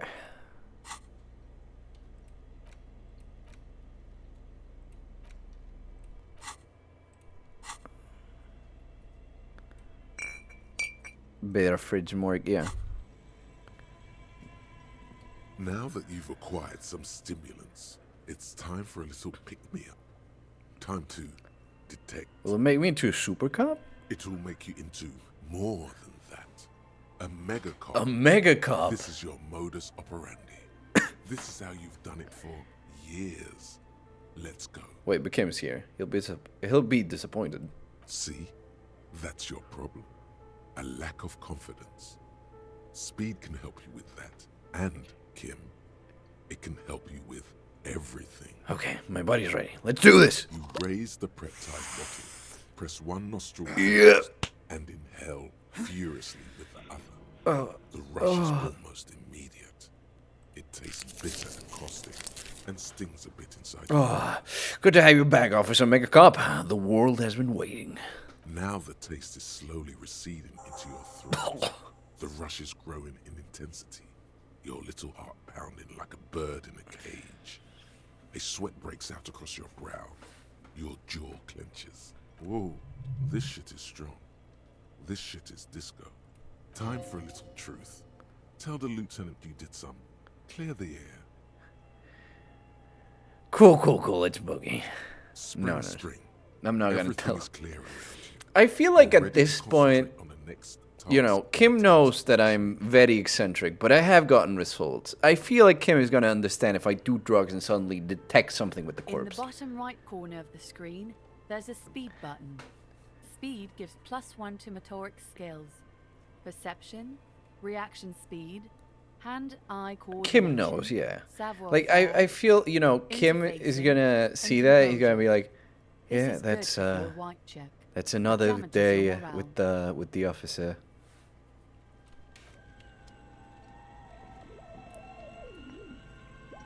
The bear's eyes are still Alright. glowing red. It's guarding Perception over the freezing corpse 5 hidden locked. inside Put its skill belly. points into perception.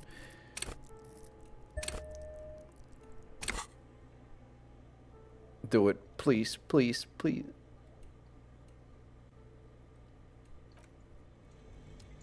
The bear's eyes are still glowing red. You touch the bear. No fucking way! His skin is cold, light blue and silvery in the light of the fridge. You still have no idea where to begin, or what to even do with him.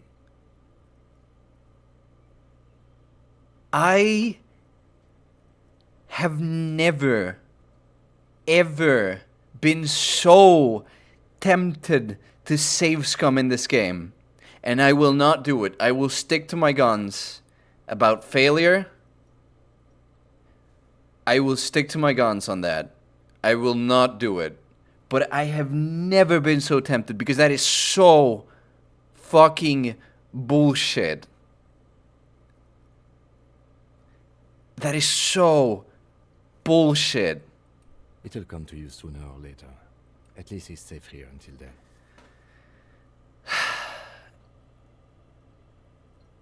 God, that makes me so mad. Oh God, that makes me so mad. I really want to no. Bag him. Take him away, Kim. Do you have a hat or something that increases motorics? No, there's I don't my there's nothing in me that increases perception. And even if it did, I can't go back and do it again because to reopen the thing, I have to put my skill points into I have to put a skill point into perception. I can't. It's gone. There's no more I can do. I could take... I don't know if taking the thing again is stacks. That's the thing. Alright, do you know if this stacks, Runekeeper? Do you know if drugs stack? If they stack, I could level up again.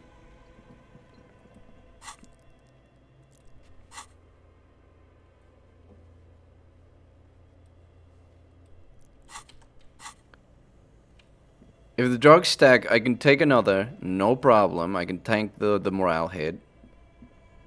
I don't think it does, don't remember doing it. Fuck, okay, fine, I'll just bag it. I am really depressed about this. The bear's eyes are but still I can't. red. I promised I wouldn't save scum. I am not going to save scum. Bag him. Take him away, Kim. If you think so, officer. He nods. I'm not going to object. I need a little help for carrying him to the holding pen of my kinema. I'll take it from there. What should I do in the meanwhile? Continue working here. The locals, the case, or attend to your own business. I will meet you downstairs in the whirling rags. No, wait. No, wait. This means Lieutenant Kisuragi will leave the party until tomorrow morning. You're free to do side tasks and even the main case, though it might be more... Can I tell him not to? If you have nothing to do, read books or sit on the bench on the plaza. Oh, fuck. I should have done it at night. Oh, okay.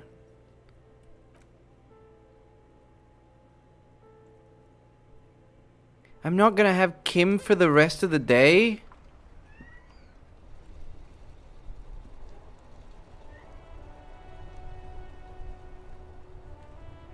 Well, I didn't know he was going to go.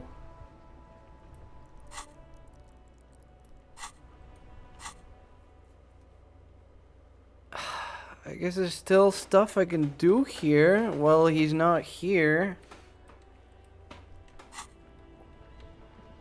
Yeah, I know. I can talk with Classy. I'm gonna miss Kim. He's gonna be gone for a whole day. It's probably one more stream after this one. Just no Kim. I really want to load back. It wouldn't even be saves coming. It's just... No, I can't. I can't. Alright. Hello, Claudia. Claudia. I was just thinking, what a nice day for questions pertaining to a murder investigation. Now that Kim isn't here, let's talk about Sunday night. Ah, yes. She pours herself some more coffee. The night before I saw you in the hallway and reminded you you're a police officer.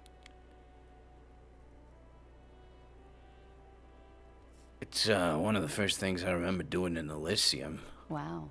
She nods. Elysium. You don't hear that term often. She's a glib girl, but she liked the wording. Did you hear something Sunday night from my room? There was the usual ruckus. Loud disco music. Did I have any visitors? I can't say. Probably not. Sounded like you were flying solo. You mentioned loud disco music? Oh, yes. Various artists. Ostentatious orchestrations prime among them. She arcs her eyebrow, waiting for it to connect with you. Oh, we're huge where I come from. I was very young then, of course. Like 7. Life gets hard. She says, half singing. Mostly just gets hard, doesn't it? It would appear so. At around 2 o'clock, the disco stopped and there was a change of pace. What happened? A slow, sad song started playing. Like organ music on repeat. That went on for quite a while. Was I singing this? That time you were yelling along to it. Show the empty case of the smallest church in Saint-Saëns. Yes, there was a church in there. A really small church. Like the smallest, saddest church in the whole world. It was about that. And also... What else?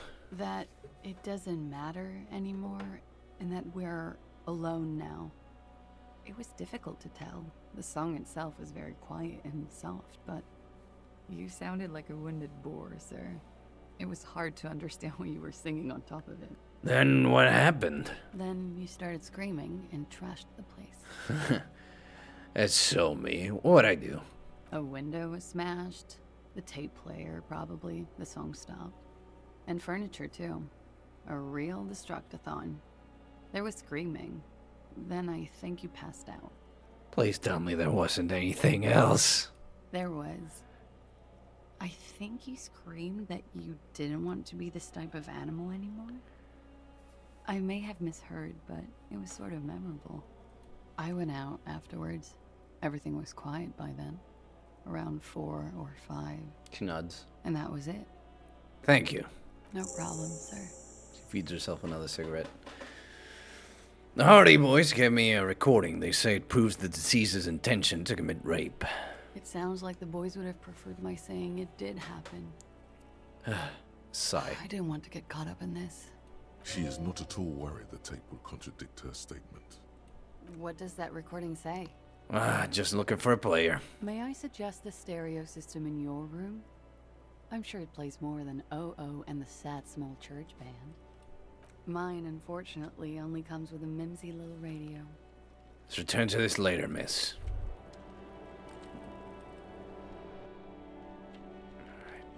I'll go back to her in a bit. God, no, I'm Kimless. I'm Kimless. I miss him already. I missed him a lot today. You. The compact tape player is still and silent. Seems it has completely broken down now. There's no fixing this one. Well, shit. Best find a new player. A boombox. Funky style. Maybe the guy at the pawn shop can help out. I need money, though. I need money. A mirror hangs on the bathroom wall. In it, your face. Now without the expression. It's just hairy. I need to get my chain cutter. A mirror hangs on the bathroom wall. In it, your face. The chain cutters slip out of your hands as you attempt to twist the faucet into place. Well, you know one thing for sure. You've probably never... Camera's the main side effect of finishing Disco Elysium, yeah. I'm gonna miss this game a lot when I finish it. It's gonna take a while, but I'm... Fuck it. A mirror hangs on the bathroom wall. In it, the chain cutters slip out of your hands as you piece of shit! twist the faucet into place.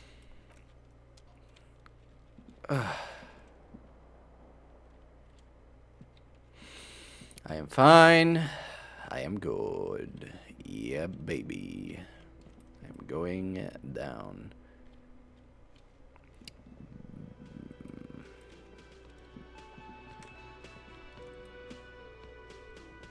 So Bob Marley, you know.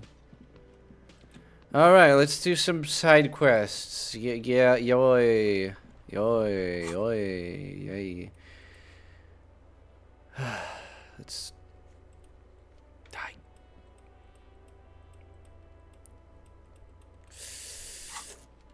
I'll talk to Kuno, you piece of shit.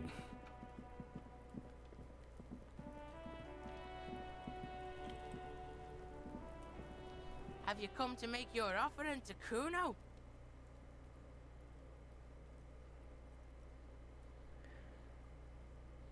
Perhaps I could interest you in some speed.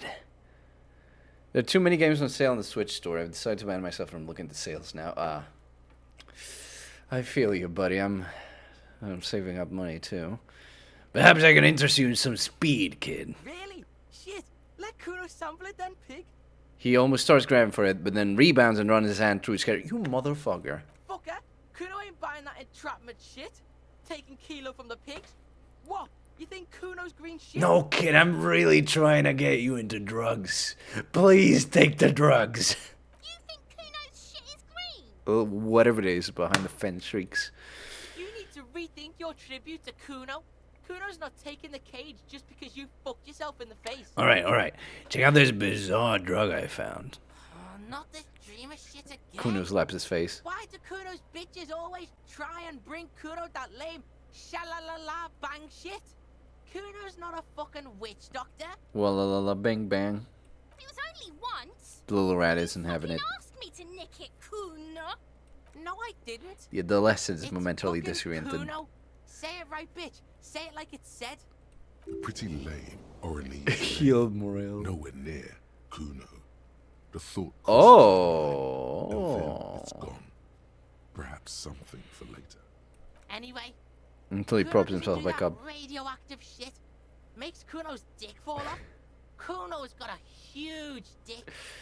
I don't have anything. What can I offer you, Kuno? You can pay tribute to Kuno with drugs or cigarettes. Gets Kuno to like you again. Some giant Kunos would be nice too. Kim isn't here. Let's rip some tar, Kuno. Okay, Porkson. Tar keeps Kuno sharp. Helps Kuno think. Kuno likes that brain boost shit. Hell yeah, Kuno. We're cool now, but don't be pulling this shit on Kuno, or Kuno's gonna have to beat the shit out of you again. I want to discuss the body with you again, Kuno. The fuck about it? Where's the rest of his armor? Kuno doesn't give a shit about the armor. How come? That fucking had one thing majorly wrong with him. He's a fucking mutant. Kuno's one of the funny. He is pretty funny. I hate him, but he is pretty funny. I hate to admit it, but he is pretty funny. A mutant. Do you remember how he looked? fucking growth hormone shit. He's a giant. The armor's too big for any man. Kuno doesn't give a shit about that freak armor. Kuno threw that shit away. Oh, come on. He's just pretending that he doesn't care because he's too small for the armor. You're just too small for the armor. Get the fuck out of here trying to fuck on me with that midget shit. Kuno's 12. He's huge. He squints at you. What are you? Fucking 80. When Kuno's 80, Kuno can fit 4 of you in Kuno. Fuck out of here. What do you mean by that? Trying to fuck on Kuno. Fuck out of here. What do you mean you threw it away? Kuno tried to get the helmet on. It was too big. He performs a kickoff on the legendary helmet. Why is my phone on vibrate? Why is my phone on vibration? Who told you to do that? Silence. Kuno kicked that shit in the sea, rugby style. That shit means nothing to Kuno. You threw it in the sea? Yeah, that shit means nothing to Kuno. He repeats. Kuno doesn't give a shit about material shit. Kuno's a fucking monk. You wanna fuck on someone about that armor? Go fuck the mustached union fuck. The jolly troubadour shit at the gates. What do you mean, troubadour? Yeah, cock and boot. You know that jolly union cow fucker? Came around talking about cows or some shit? Came around pretending about cows? I'm like rubbing my temples here, trying to telepathically connect with this kid. Like, oh. Yes, you met him at the gates. The one with the boots and the jolly smile. Oh, you mean Manana? Yeah, he's the one you want to talk to. He's fucking crazy about that armor shit. Coming here pretending like he likes cows. Trying to catch a peep at Kuno's armor. Yes, this troubadour has it. You can feel it. More on this later. Right now, let's talk about something else. You're testing Kuno's patience here. Get lost. Ram. Kuno, I found your shack. You found Kuno's secret door to Kuno's secret shack. It was closed for 5,000 years. How the fuck did you get in? I phase shifted to the roofing material. Shit. Get the fuck out of here. You can't do that. You can't do that, Kuno. He's trying to fuck at you again. Pigs can't displace. Can't do that teleport shit. He says to himself, then turns to you. How did you like it in there, pig old boy? Kuno's got a lot of cool shit there, right? What was the pighead? Oh, that? He picks a big cup Kuno of dirt. decapitates pigs. That's just a Kuno demo tape. Cool pighead. I liked it. I got one too. This one, point to your head, is shit. He looks confused. What is this shit? Fucking on yourself? This is weird level shit. Kuno doesn't go there. When Kuno says you're weird, that's that's your cue to just like shut the fuck up. Fuck your shit back to normal. What is this? I found a plate covered with powder residue. Know anything about it? That's where Kuno gets his daily hit of electric. Kuno Shazam. Kuno Shazam? Fucking lightning in there, pig. He fucking becomes Captain Marvel? What's with the two of a magnesia lamp, Kuno? It's a vitamin, pig. Don't you know anything? It looks at you like you just pointed at the sun and asked what it was. Magnesium, right? Yeah, it's the mag. You fucking need that shit to stay on top of your game. Kuno goes Fair, through you are like the single stupid weirdest death, guy. Rips mag like a motherfucker. And you could use a battle. Oh, don't teach him, Kuno. He's gonna use it against you, Kuno. I know all about magnesium. I rock it all the time. You're not getting this, pig. It completely takes away the hangover. It's like you didn't do anything. Like you stayed home playing with your choo-choo. He looks at you, eyes bulging. Fuck you, pig. Don't do mag. You're gonna OD and you're gonna fucking die. I've had enough of this. Good call, Pigmeister. Don't come and talk to Kuno about his kingdom. Yeah, okay, I'm off. Kuno doesn't fucking care. I could get more empathy. Possible. Once I get more XP. Hear that? Magnesium. That's what you're lacking. What? The lack of magnesium has you slapped. I still have 4 more of those. The magnesium levels in your blood are dangerously low. It's about the low magnesium levels and not the high alcohol. I fucking knew it wasn't the alcohol or the other things. Yeah, the other things. Long live the other things. Made you strong as an ox, they have. So there's a lack of magnesium in me? Yes, And it's critical. Look at yourself. You're practically devolving into a fish due to the lack of magnesium in your bloodstream. Good old electrochemistry, yeah. I need to mag it up. You need to get so magged up. You've probably had 2 heart attacks and a minor stroke already. And the only prescription is insane amounts of magnesium. Honestly, this is making me want to get magnesium right now. 1 stroke? Don't be so modest. He's having one right now. You're saying I need to become a magnesium-based life form. Yes. If you want to live, you need to evolve. You need to transcend. Seems like one of the Roy's depiction. It is, but goddamn. Go to the apothecary and buy insane amounts of magnesium. It will reverse the damage to your circulatory system. Just remember, it's not the alcohol. Buy more of that too. Alcohol is not the problem. Fuck, I love this game. Makes it funny also being connected. I know it is, right? Like, I know in the context, like, taking it out of this, like, funny thing and, like, putting it in the actual, like, in-universe context. It's really sad, you know? Like, this person just, like, constantly justifying his addiction to himself. But goddamn, it's so fucking funny. And it's certainly not the dextroamphetamine, nor pyrrolidine, that sweet, sweet psychoactive radiation drug, nor smoking for 40 years. It's the lack of magnesium and excess of coffee. You should stop drinking coffee. It wreaks havoc on your gastrointestinal system. I don't want to jinx it, but by the way, we've been streaming for 2 hours and haven't had a single cut. So I do believe I finally found the cause for the stream cutting off. So if that keeps going, then I'm happy to say that we found a solution finally. It's been months of this shit. Anyways. Yeah, fuck coffee. Alright. Magnesium base life from -1 shivers.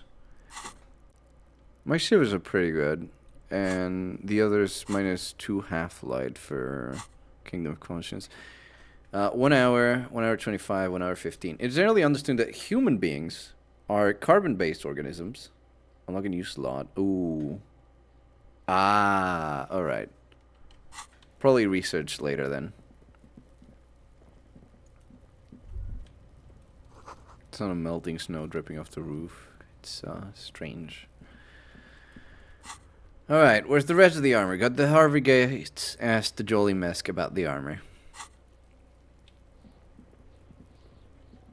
Runekeeper, they were talking about a guy apparently, you know, who owns like the drug trade, and his name was La Puta Madre. Like, what the fuck? Why they give him that name?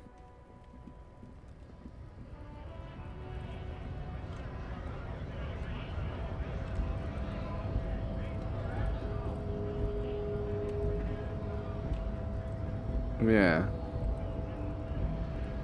Hola, wandering man. La puta madre. He looks at you with soft and hazy eyes. Kuda told me you were supposed to know about the armor. He The smiles. little boy had a good on his promise. His promise? To get me into trouble.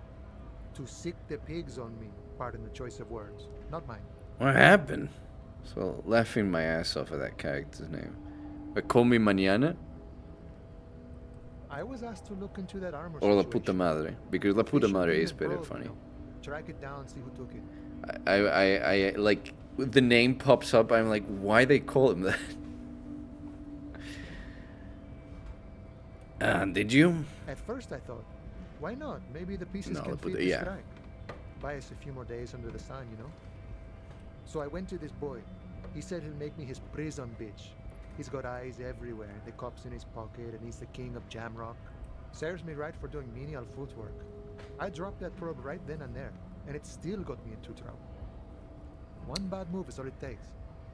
The probe into the armor. What did you learn? I learned that people don't want to talk to a drunk union man about some armor. Okay, anything else? Not much.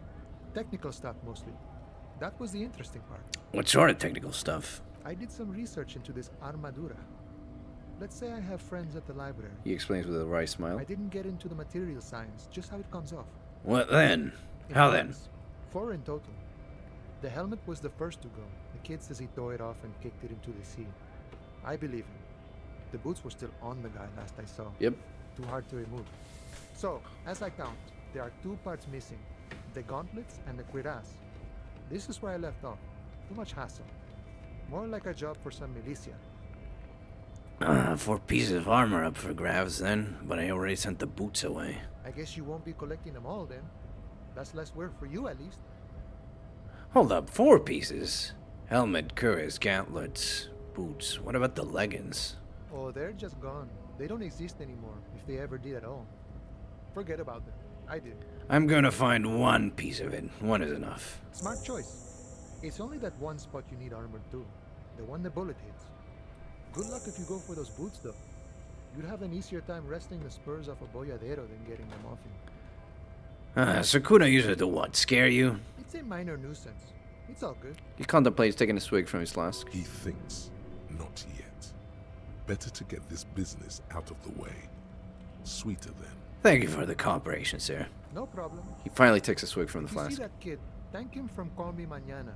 Thank him for showing me the way. He is sincerely grateful he is not tracking down pieces of armor right now. Actually, do you know anything about the Hardy Boys? Los Ardis? He smiles. They're an independent militant group. A bit too high-strung, but it comes with the responsibility. They're sort of like you. Preserve the rule of law and all that. Except it's Everard's law. But really, they're just like you. Takes a swig from his flask.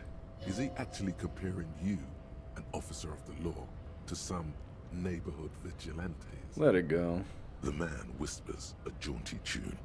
A coastal breeze ruffles his hair. We're talking to you, gotta run. There was some interfacing in here now that I leveled that up. I'm pretty sure there was an interfacing thing here. Was it this? The already familiar cold touch Here we go. welcomes you as you pick up the hands. Let your muscle memory dial a random number. Your fingers run over the dial. Finally. 005. That's the dialing code for Revachol. 4952. And a moment of hesitation before entering the final numbers. 993. Calling. Calling. Still calling. Then. Video Revachol, 24-hour video rental. You rent 8 and 10 millimeter films for home use. This is Lummy. How may I help you? Fuck! Okay. That's your frigging instinctive interface? The voice of a youngster on the other end sounds as enthusiastic as that of a man walking towards the gallows. What is this place? Video Revachol is a 24-hour video rental. We rent 8 and 10 millimeter film for home use. This is Lummy. Do you know me? No. Why did I call you? Maybe you called to extend your rental period? Do you need to extend your rental period? My name is Harry Dubois. Do you have anything on my name? Let me fire up the machine. Keys are being pressed. Dubois. Dubois. Don't actually press the keys. Here we are. You haven't rented anything in 5 years, but you still have a copy of Blue Ocean Hell from November '46. Whoa, not a fun film, that one. What kind of film is that? It's not an easy watch. He reads. After the death of his daughter and subsequent divorce, Ziemsk immigrant Egidius Wojcik tries to come to terms with the onset of dementia. Oh, that's fucking awful. No wonder no one's been missing it. Still, it would be great if you could return it to us. We're on the corner of Voyager and Maine. On the corner of Voyager and Maine. Oh, shivers. A large neon sign hangs on the side of a building. Video Revachol, 24 hours. It's raining and there is almost no traffic on the street. A woman's footprints in the mud lead away from the front door.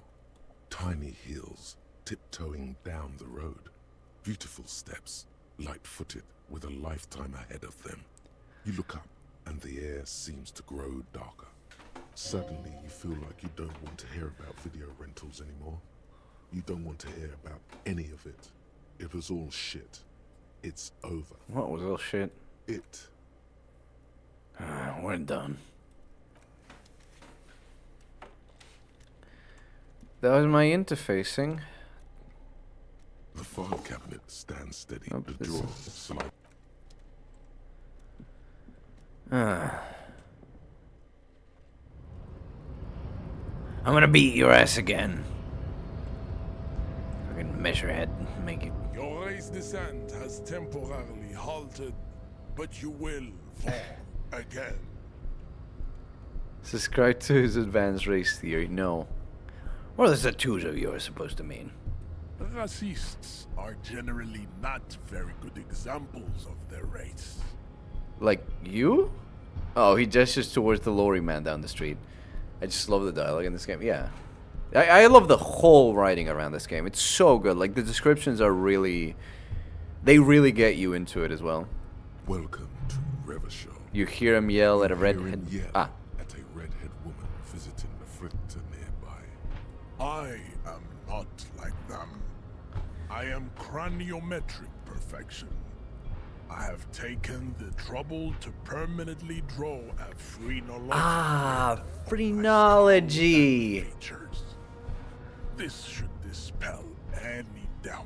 Phrenology, yeah, that's so... Because, you know, that's such a great science that is definitely still in effect.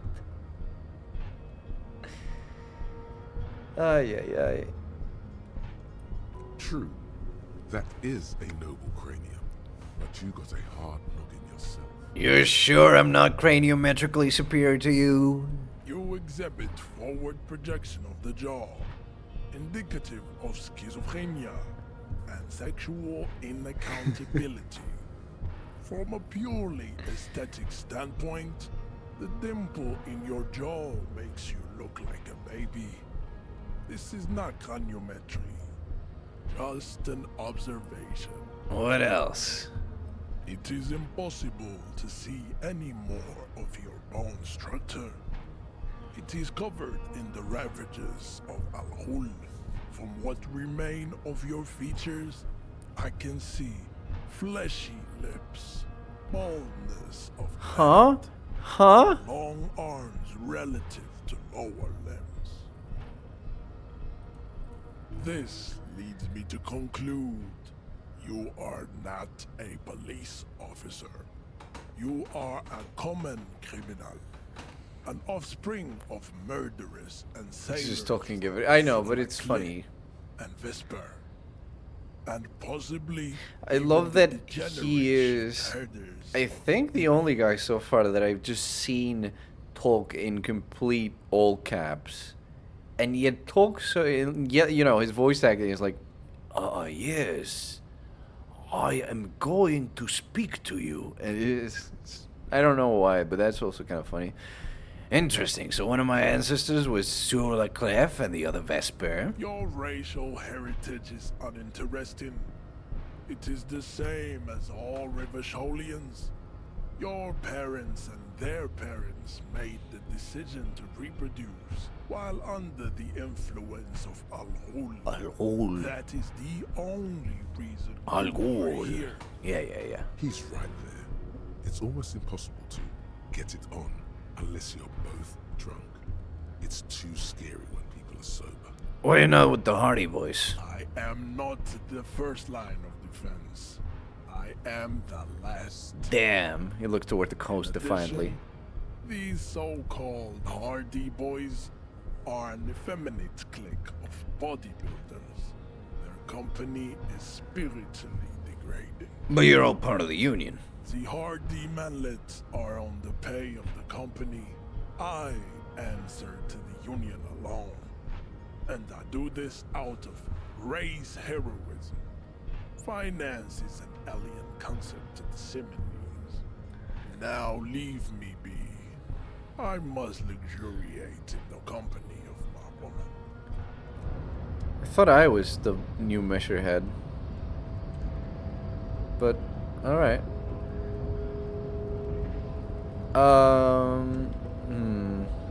What else? What else?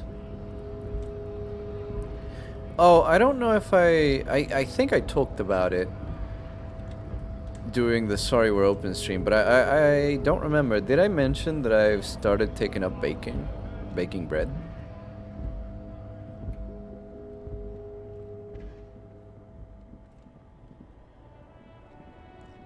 Been really fun. Kuna lied to you. Return and confront him. Alright.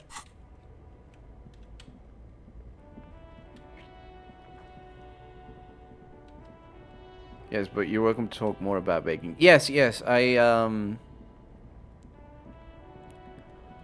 had another attempt.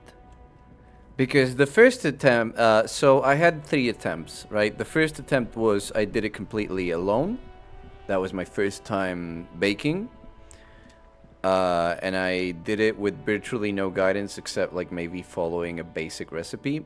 And it was not good. It was edible, and it wasn't something that could kill me, but it just didn't taste good. It didn't taste. Then the second attempt, I did it with the guidance of someone who knows how to bake. And that was like 2 weeks ago, maybe. Or a week ago, maybe. Yeah, around a week ago. And it came out really good.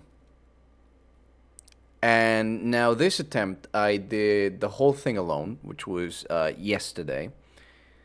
And it came out good, actually. It came out a little bit dry. And I feel like the process maybe was a bit longer than it could have been.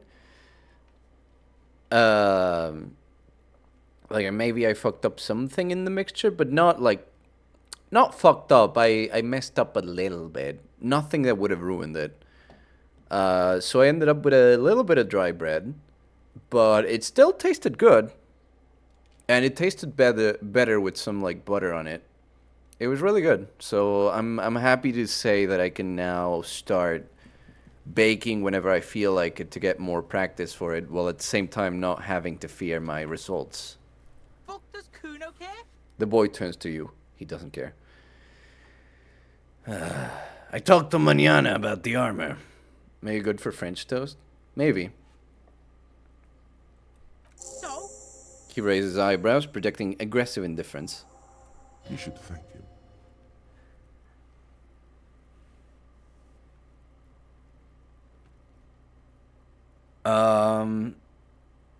Nothing. The tip really paid off. Good job, Kuno. What? He quickly looks Don't around. be playing Kuno off as a snitch bitch. The oldest trick in the book, people. Are you snitching, Kuno? This is some ancient bullshit, people. He addresses the windows. Kuno would rather take 10 than snitch. Pigs full of shit. Get the fuck out of here. You found a real Oh man, I love suggestion. I am so happy I said I am going to have like a really fucking stupid guy when it comes to intelligence, but like when it's to social, he's like really smart. When he's super strong and he's clumsy fool. But like goddamn if it doesn't feel good to actually just like pull suggestion off. You're a little bit closer now to understanding this kid. Ooh, made him look like a snitch.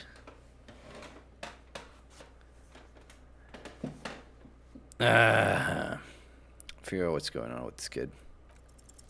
What's going on is an ungovernable youth on your crime scene, throwing around incendiary language, trying to push your buttons.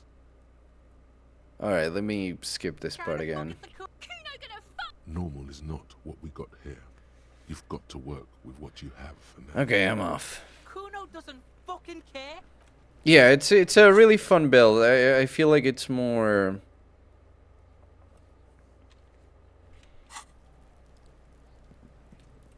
unique, right? I feel like it's definitely more unique way to play something, because usually, you know, you'd go for intellect and psyche or physique and motorics, but I wanted to have a little mix of both, and I feel it's been going for a really interesting playthrough.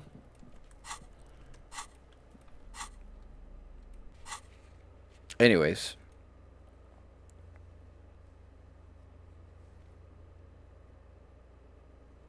Body has to be down, autopsy has to be finished, and Kim has to be absent. He wouldn't approve. This will be devilishly tricky. Don't beat yourself up if you manage to send the body to the processing without getting hold of the boots.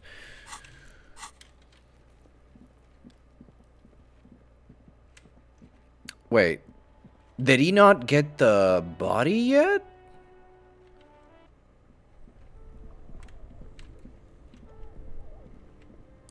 Is the body still here?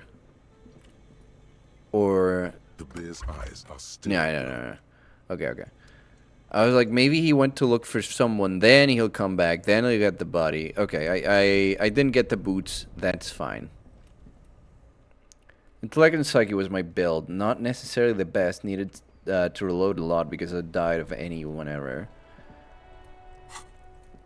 That's fair. Alright, let's see what else. Who else has unauthorized access to the willing trash? This will take a while. Ask another about the tattoos, possible meaning. Explore the willing secret passages, sing karaoke and the smoker in the balcony. Let me check about that door.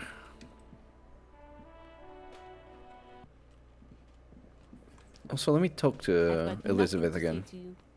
Why are you wasting your time? Ugh, we'll talk.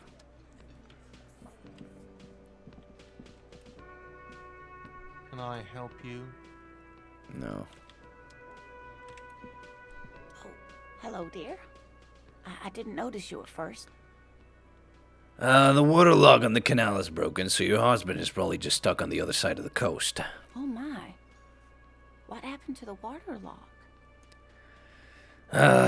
You may not believe it, but it looks like some maniac crashed his motor carriage into it. Oh, sweetie. If it weren't for you, I'd be looking forward to another sleepless night. Thank you from the bottom of my heart. Listen, sweetie, I hate to ask, but if your investigation happens to take you to the other side of the coast, please do keep an eye out for my husband. It's important to say that when I first examined the scene of the accident with the car just like driving off a ramp like some lunatic into the other side of the bridge, Harry got a really bad feeling about doing that.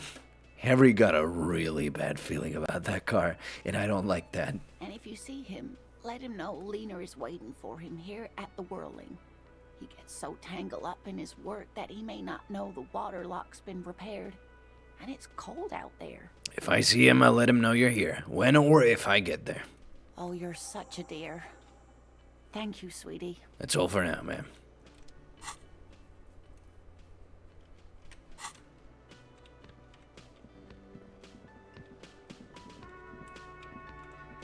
You see a heavy steel door with a prominent... Still nothing on that. Alright, alright, track down my badge is gonna be, oof. Who put the clothes in the trash? Victim tattoos. Who I know I could talk to someone. Yeah, that's the Whirling. Smoker on the balcony, I gotta wait.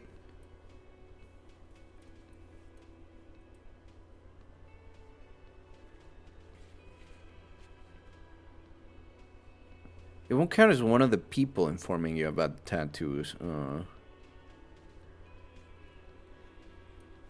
Listen to the door gunner mega mix. Shit.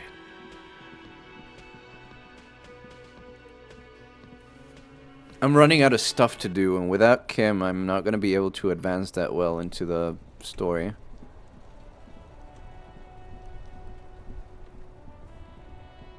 I miss him already. I miss him.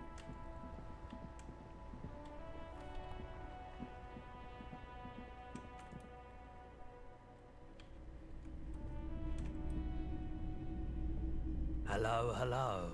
Let me know if I can help you with anything. That is such a... That is such a Jared from Road 96 voice. I mean, I know it is. It's just, like, that's the closest he's had. I'm looking for something that plays a tape for police business. A tape? We have boom boxes for sale that will play it. check the shelves. Hello. It's me, Jared. Do you like dinosaurs? I won't get mad if you say no. Do you know anything about the traffic menace on the loose? Traffic?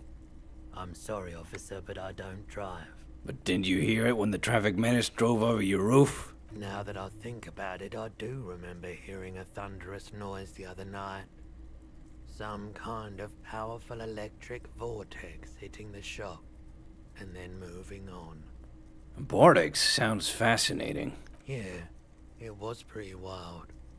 I didn't really know what to make of it, but I know it meant something. By the way, do you happen to have any guns like the ones carried by, officers of the citizens militia? Someone else came here earlier today asking the same question. I promptly sold her the gun you pawned a couple days back. I did what? I did what? What? Sold? Wait, I sold you my gun? You were adamant about getting rid of it, officer. Said you were undeserving of Oh service no! of the Revachol Citizens Militia. No, I sold my gun! And I don't like keeping guns around the shop for long. Off the charts photon emissions. The unhealthy kind. He's not telling you the whole story. It seems he's trying to spare you.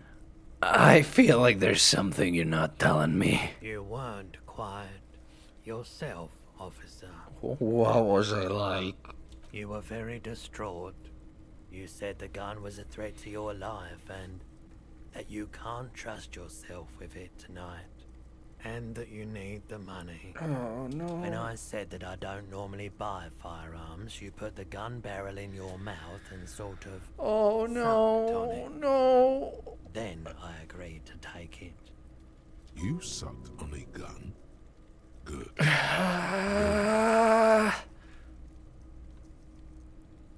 Very normal behavior. You must have been in great shape.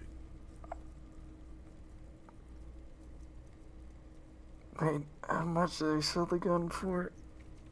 15 real. I sold the gun for 15 real? Isn't a stay in a hotel like 20? Isn't the whirling in rags like 25 real or something? And I sold that gun for almost half of that?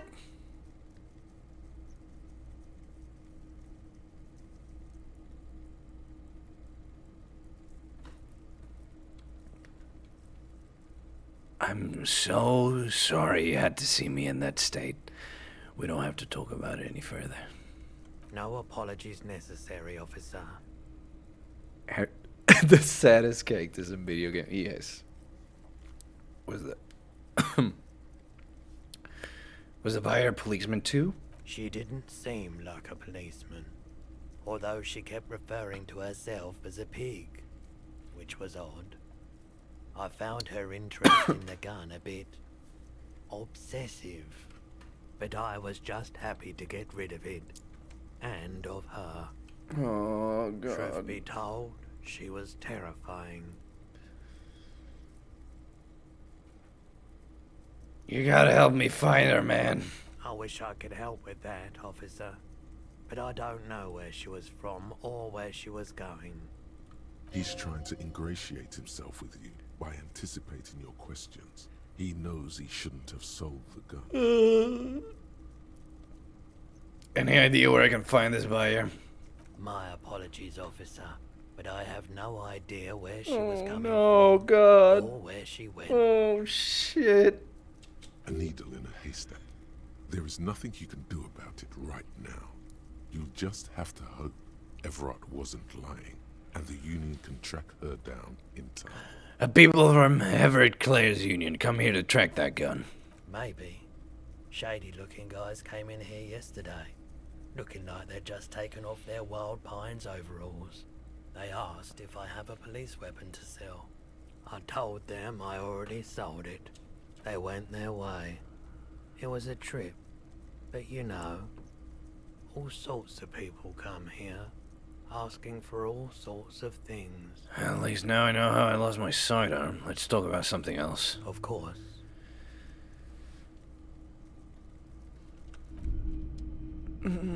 Hey, so we've been monitoring you internally, and now we know your Copo type.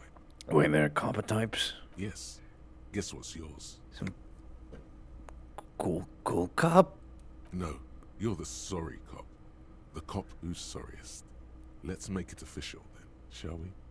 Huge lack of enthusiasm going on in here. Okay, but what are the other copper types? Oh, you know. Apocalypse, Superstellar, the advanced interesting cop, Liquid Shadow. No, cop. I want to be Liquid But you're Shadow too shy cop. to say those things. So, here we go. Won't the other copper types be jealous? What? Jealous of the sorry cop? I think they'll be fine. Don't. I'm getting messages on Steam. Give me a second, chat. I'm gonna hide this. I don't think they show my Steam messages, but...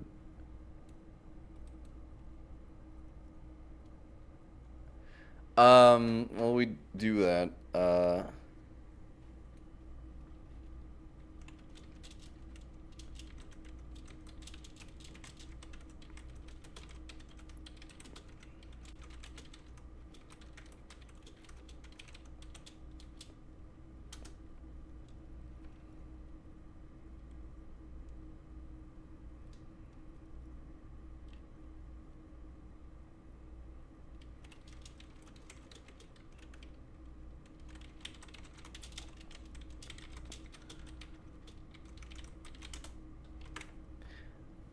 yeah, sorry about that. They'll be super fine. It'll be totally okay. You can dual Copo type. I from can sorry dual copper type? I'm sorry. Of course you are. It's okay. See if you can get something out of this, like info. Or maybe every time you say you're sorry. Ooh, I feel like I could get maybe some empathy bonuses from being sorry cop. That won't happen. Never mind.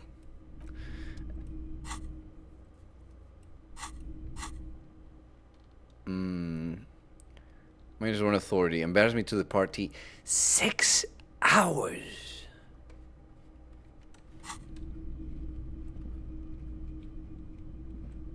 Finally starting to feel wintry here. Oh. You That see feels rows lovely. of toy soldiers. This is not the thing I want. I want... Oh, there's a table player there. Boxes on the shelf look well loved and well traveled. Chipped, dented. They stare at you with the unblinking eyes of their tape reels. Stand tippity toes. One especially catches your eye. Deep gold and amber plastic with a big old handle on top. A classic boombox that says Stereo 8 approved. This is you. Golden orange. A sunset suite. Just make sure it works before you buy it.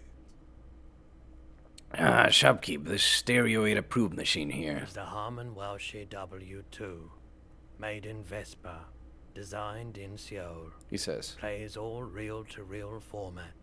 2mm, 8mm, 12mm. It's even got a little radio in there. It'll set you back 12 real. Are you sure this is all in working order? Absolutely. I've tested each one myself with recordings of speech. Found sounds and music from a variety of genres. Even though... He grimaces. I don't really like music. I want to buy the boombox. Can I get a discount, a police discount? A discount? I do have to keep the lights on, man. It's 12 real. Just don't ask him for the smallest amount. You'll insult him. The others will work. How does 10 real sound? Sounds like a rip-off, but okay. I can make it 10, but no lower. Thanks for the discount, man. Here's the money for the boombox. And here you are. Quality sound reproduction on the go. It'll play anything, wherever. I think that gives me Turn enough any money tape to into a conversation of sounds and shapes. buy me another day at the Whirling.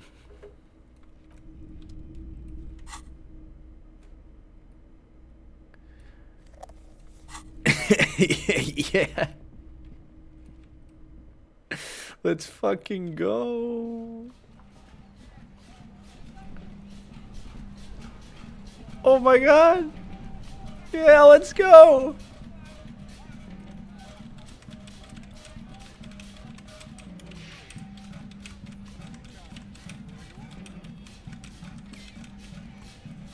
Okay, enough of that.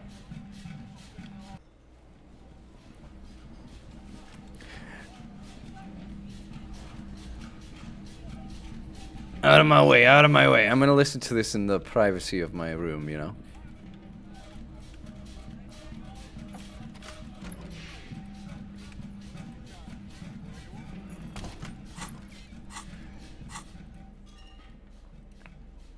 Alright. The porter reel is just what you needed. The reels attach to the apparatus with a satisfying click. The tape is rooted behind the magnetic reader. Play the tape. Not so fast. Somewhere between the GRIH and La Cycle, the good lieutenant steps out of his Kanima. I Brisk knew chill it. wind greets him. You get the feeling he should have been here for this. Listen when he's here. As take you out the tape. Out the tape, the boombox tunes itself back to the cheery radio again, spewing out beats like it's a Friday night. The contrast feels chilly, inappropriate. Fuck.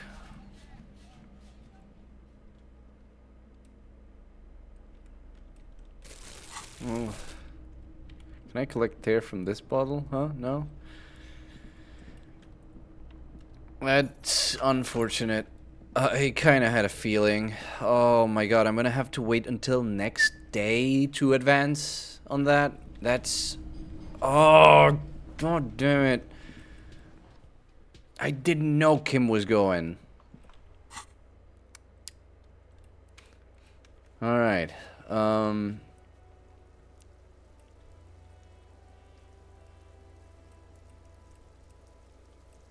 There's not a lot more I can do.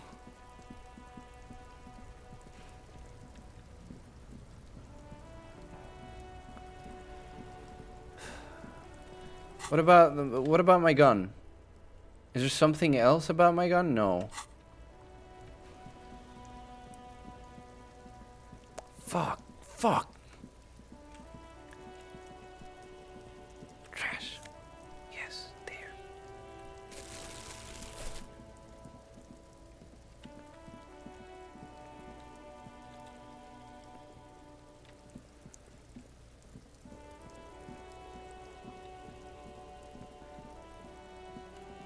I need more.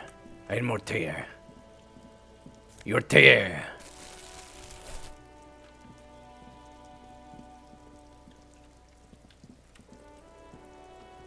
A rusting control. This panel usually closes the... Pull it. You pull the lever. Nothing happens. Ugh. A spring brings the lever back to its original...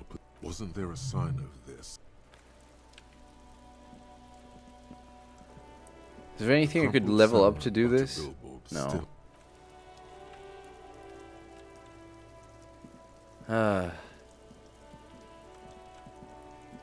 Maybe I could super cop jump? You know, maybe I could super cop jump across the lock? It doesn't look that bad. Right?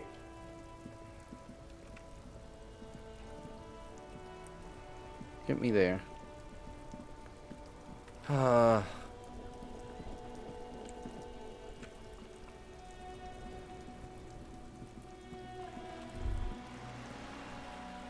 What? Working class drunk. You know what this means, right? Case solved! Cracked it. All in a good day's work. Wait, what did I crack exactly? What do you mean, what did I crack? Look at how working class that drunk is. It's your husband, the missing husband! Yes, and you found him. Now go and tell the working class woman. Protect and serve, recruit. Give me champagne, I'm going in. No need for champagne when there's honor, recruit. Go and tell the working class woman what you found right now.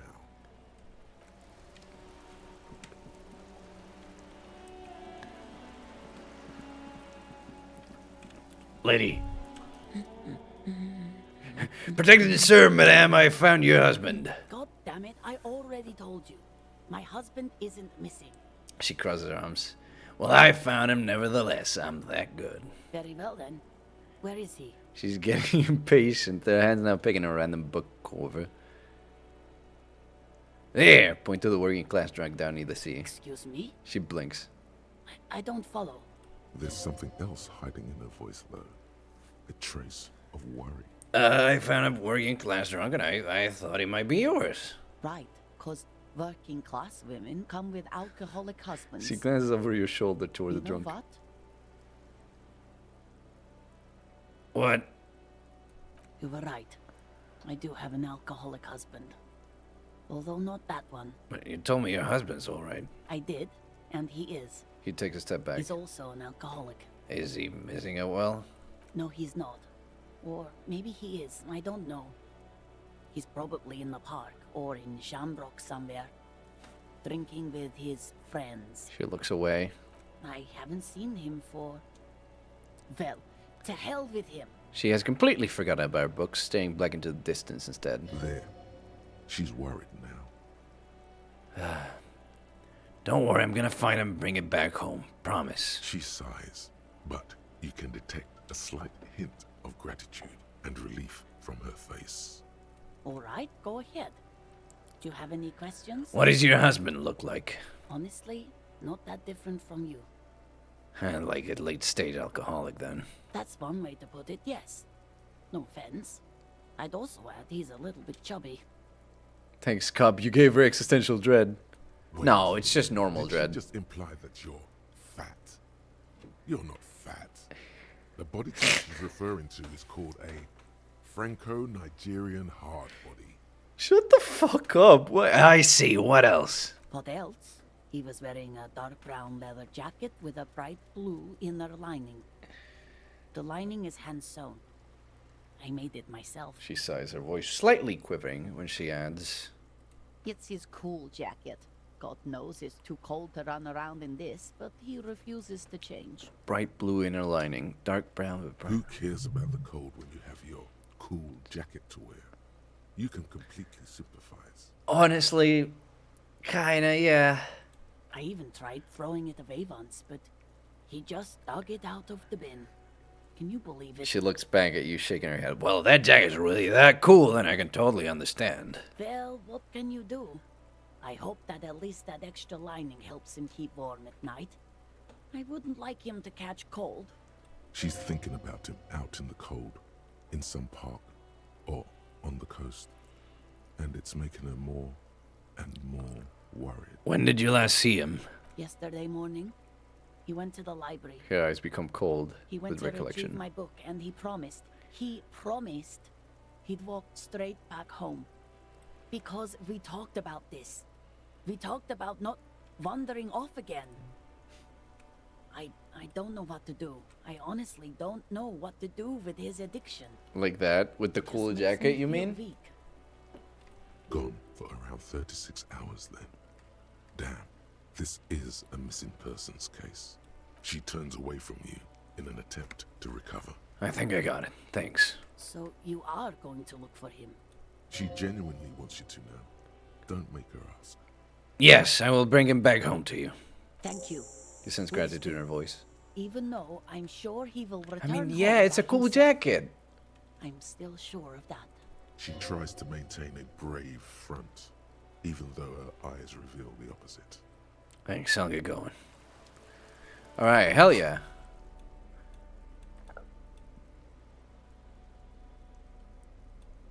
And no, I already know about these.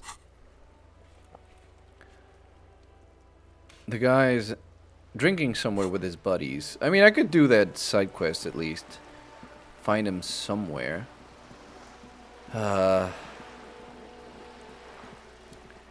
So, looks kind of similar to me. Is more chubby. Dark brown jacket.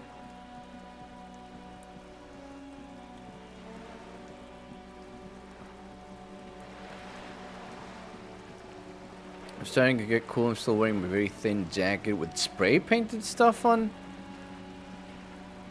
What else, Roomkeeper? You wear a mohawk, you stereotypical son of a... No, I'm sorry. Look, it's fine. I'm sure your jacket is cool, Roomkeeper. I mean it. Hey, any of you like I mean, your jacket's kind of brownish. It's you again. What is it? Yeah, I'm looking for like a guy drinking with his buddies. I'm just saying, you know. Never mind. I'm going now.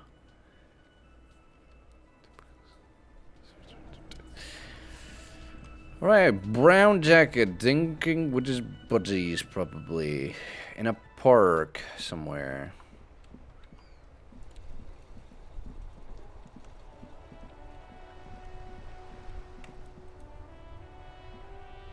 Officer, the mere sight of police in Martinez makes me feel safer already.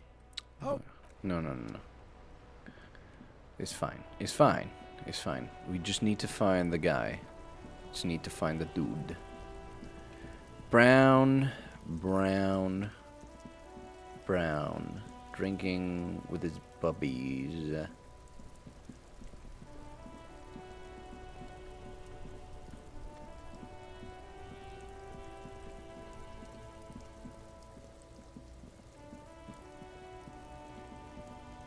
You wouldn't be the guy. No, you're a truck driver. There's no... Looking for something? I'm going. I'm gonna sell my tar. Or, no, my tar, my tear. The tear machine stands in the corner. Oh yeah, the Sign sandwich says, thing "One is bottle." still pretty The funny. bottles clunk into the machine, and the money appears with a... Yeah, my money. My money. The yellow roses in the window. Those aren't the flowers that were left for Clive. Can I have a rose, dozen red roses? Laurie, yeah, you're right. He came in.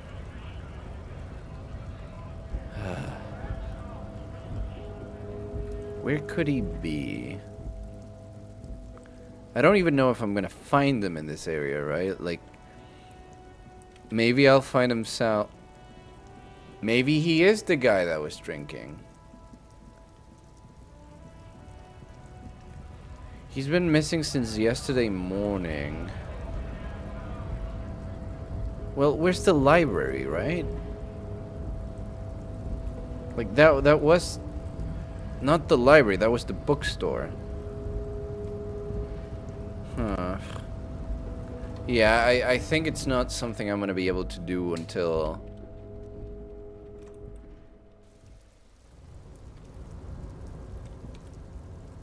Guy you stole the pills from?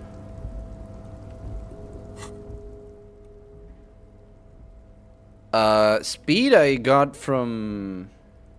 like the girl. Pyrolidon I got from the friggin... from the pawn shop guy. Alcohol I just had on the... It was on the table. Oh, no, those were the smokes. I don't actually remember where I got alcohol.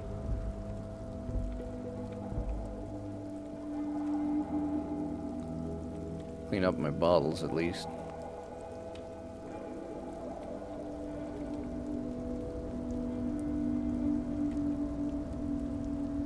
Yeah, the speed I took from Placier.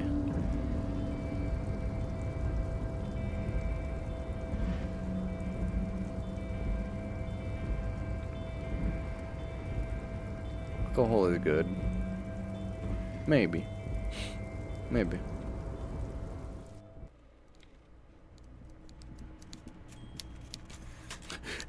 It's you, Ebert. You're the missing husband. Mr. Dubois, I hear the meeting with Titus was a glowing success. Grin That's widens. such a relief.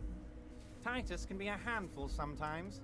Now, what can Everard Clare do for you today?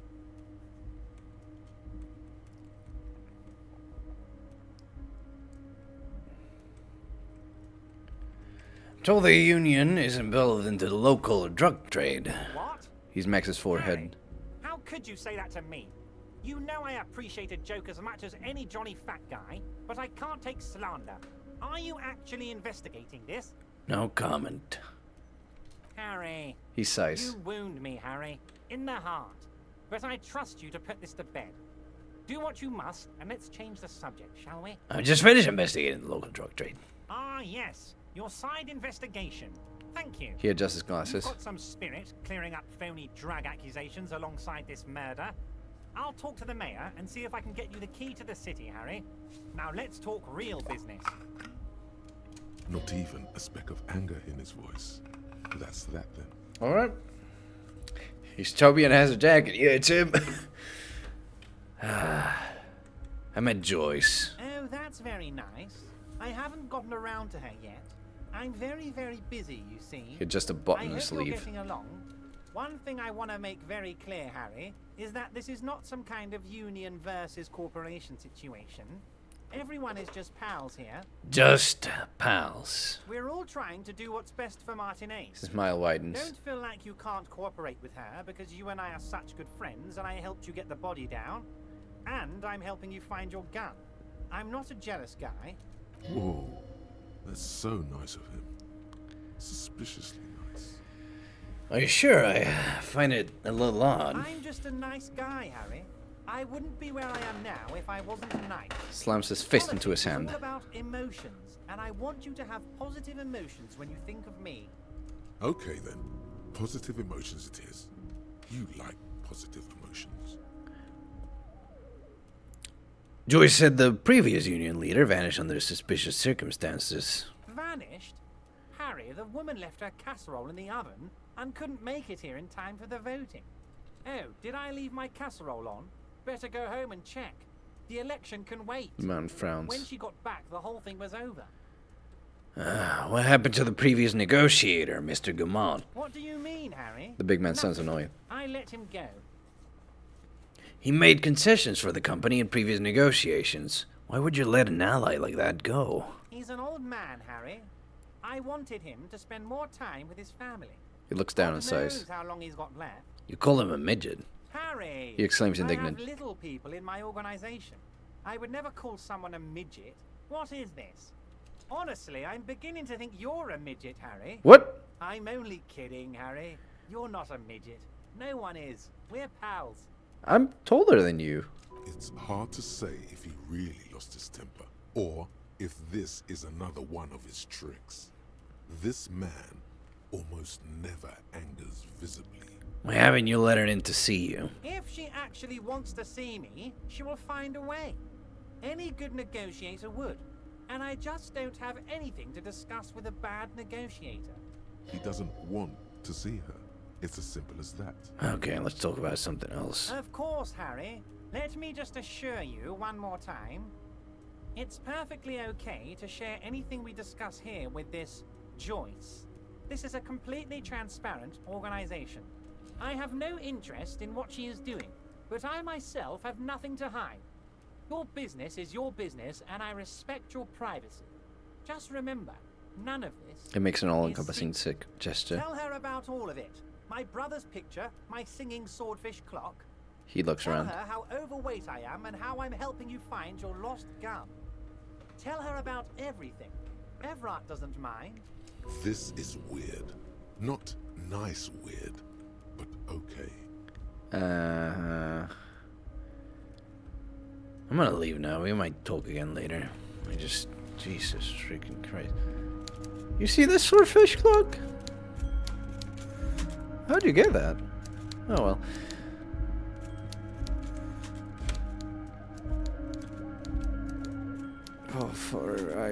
I forgot this place sucks to maneuver around.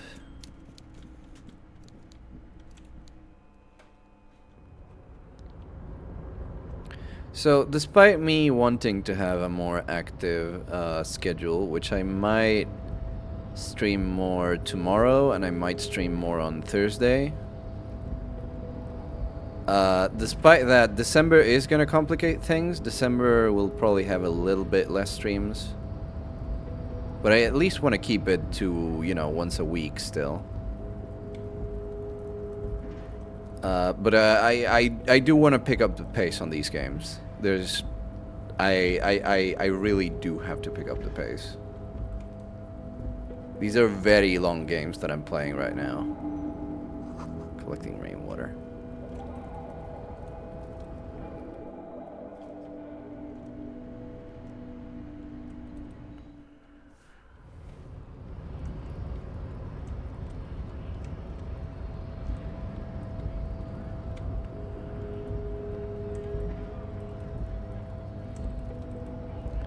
Like, come on, man.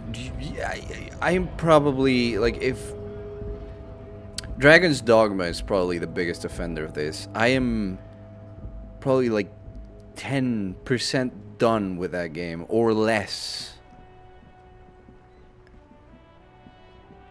At least with The Evil Within. I'm pretty sure I can finish it in one more stream if I really try. More Man from Helmdall stuff. Dude, have you seen another drunk? Drunks know drunk people, right? No? Okay. But yeah, I have to pick up the pace. Dragon's Dogma is way too big, and I am starting to regret picking specifically that title. I don't know how I'll move forward with that. I want to keep going. I am having fun. I am enjoying it. But at the same time, it is massive. So, you know, it's like, but yeah, The Evil Within is like, I could reasonably beat it in one more stream, and then I still have The Evil Within 2 to worry about.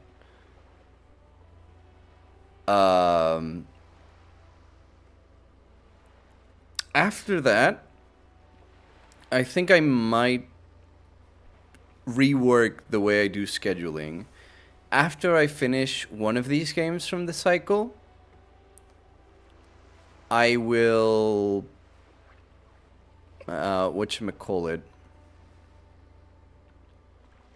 I'll just keep playing those other two, and then every once in a while I'll just play a game from like start to finish, no matter how many streams it takes, and then go back to the usual cycle. Disco and Dragon, and Roguelite Knight in between as well. But then sometimes I'll just play a game for no reason.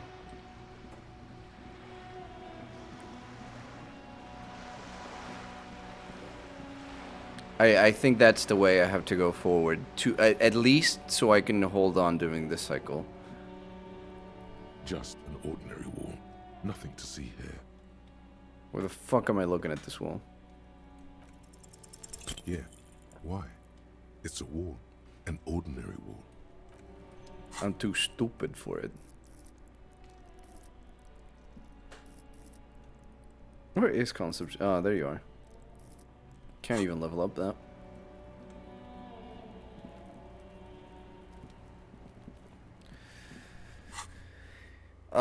Wow.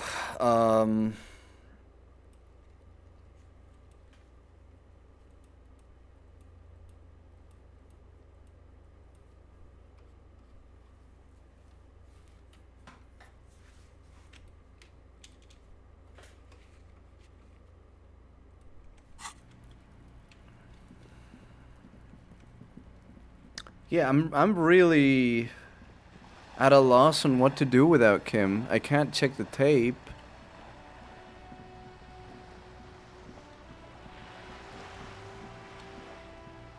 I don't want to just grab a book and read it. You know?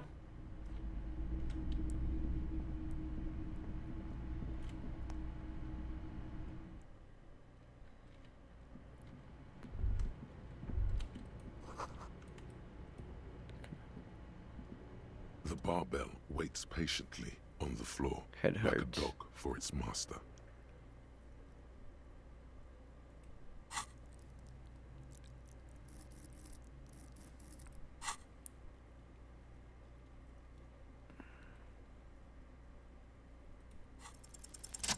Oh my god!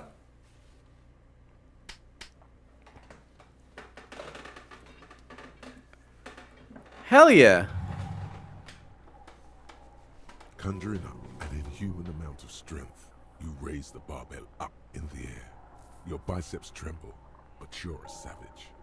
This is a children's game. Say nothing, revel in the feeling. Uh-oh. Uh-oh. Oh my god! Holy shit! A warm wave of accomplishment washes Strong over your cub. head No as you kidding. drop the barbells to the floor. For a moment, Still thinking it about that feels liquid like shadow you're cup strong though. enough to succeed Isn't at that just anything Terminator you ever 2? set your mind to. Hey, but you're still in a ghost house. What if someone heard this? What if they know you're here? Don't worry about it. Let me get one of these. Yeah.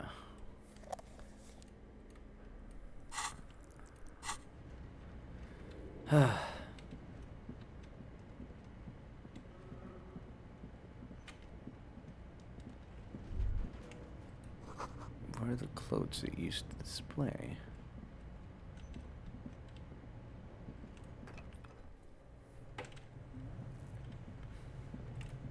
Sorry, the other side.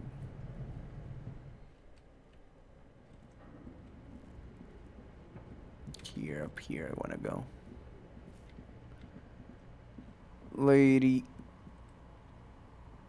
Oh, it's you again. Are you looking for a dye? You know what happened to other tenants? Everyone else is gone. Oh, I need to put skill points in shivers. More or less. She just Are the you yellow just looking scarf. anyone specific? Rats scuttle in the dark rooms under the abandoned blow dryers and dusty mannequins. Cobwebs cover rotors and radio computers alike. So much failure. There used to be a hair salon here, right? Yes, I think it was called Androgynous Orlando or something similar. They weren't a big hit around here. Turns out that working class men don't like genderless haircuts. They're scared of that word. You wouldn't like it either. The others would laugh at you. It's not about the haircut. It's about the confidence. I guess I'm a simple man. I don't really have any opinions on hairstyles. Me neither. I just want it off my face. She tucks a strand of hair under her headscarf. What happened to the gym? It wasn't merely a gym, it was Artemitep's boxing club. A community project created to steer at-risk youth away from drugs and crime. And who was Artemitep? A kind man from Zemsk. I heard he had some trouble with the law when he was younger, and that's why he wanted to start the gym, as his way of giving back. Judging from the kids I met so far, it didn't really work, did it? It didn't. If anything, it made the youth situation in Martinez even worse. At some point, someone started a rumor that the punching bag downstairs was full of amphetamines. You should have known it. Eventually, the coalition took away the funding and the club went bankrupt. This was a few years ago. It's gotten much more peaceful around the plaza ever since. What's up with the broken windows? Oh, this one's a mess. She sighs. There used to be a company that promised to repair windows 24 hours a day. What could go wrong with this one, right? Turns out, the business was actually set up as a front for an illicit group that was producing snuff milias. Producing what? Yes. And they never cleaned up the debris either. Now it's just littering the hallway and I have no idea how to get rid of it on my own. Well, very cool about the debris, but what's a snuff milieu? It's a sub-Rosa radio station that broadcasts real murders with real victims. Some people pay good money to get off on it. I know what snuff is, right? But I didn't know what a milieu is. What does she mean to get off on it? I don't want to hear about this sick shit anymore. Good call. She lets the thought go. Someone here makes stuffed animals. I saw mounts lying around. You mean Mr. Fabron, the taxidermist? No, he mostly just did drugs. But what drugs exactly? I need to know what drugs he was doing for my police report. He got high on some weird taxidermy chemicals. I wouldn't recommend it to anyone. Eventually, they caused him to lose control of his bladder. The smell was awful. Even you can probably do better than that. You can almost see it. A small, sickly old man, hunched behind his work desk, his pants stained with old piss, stuffing a sad, stiff-legged raccoon dog. The entire scene looks tragic. I found creepy mannequins. There used to be a fashion atelier here. but I have forgotten the head designer's name. They were doing well for a couple of years, until the insect rights activists came. Insect rights activists? What in the name of... Mm-hmm. The atelier produced a certain collection that used chitin among the materials. Ah. Apparently chitin is made in the Occident, where it's extracted from beetle wings. Ah.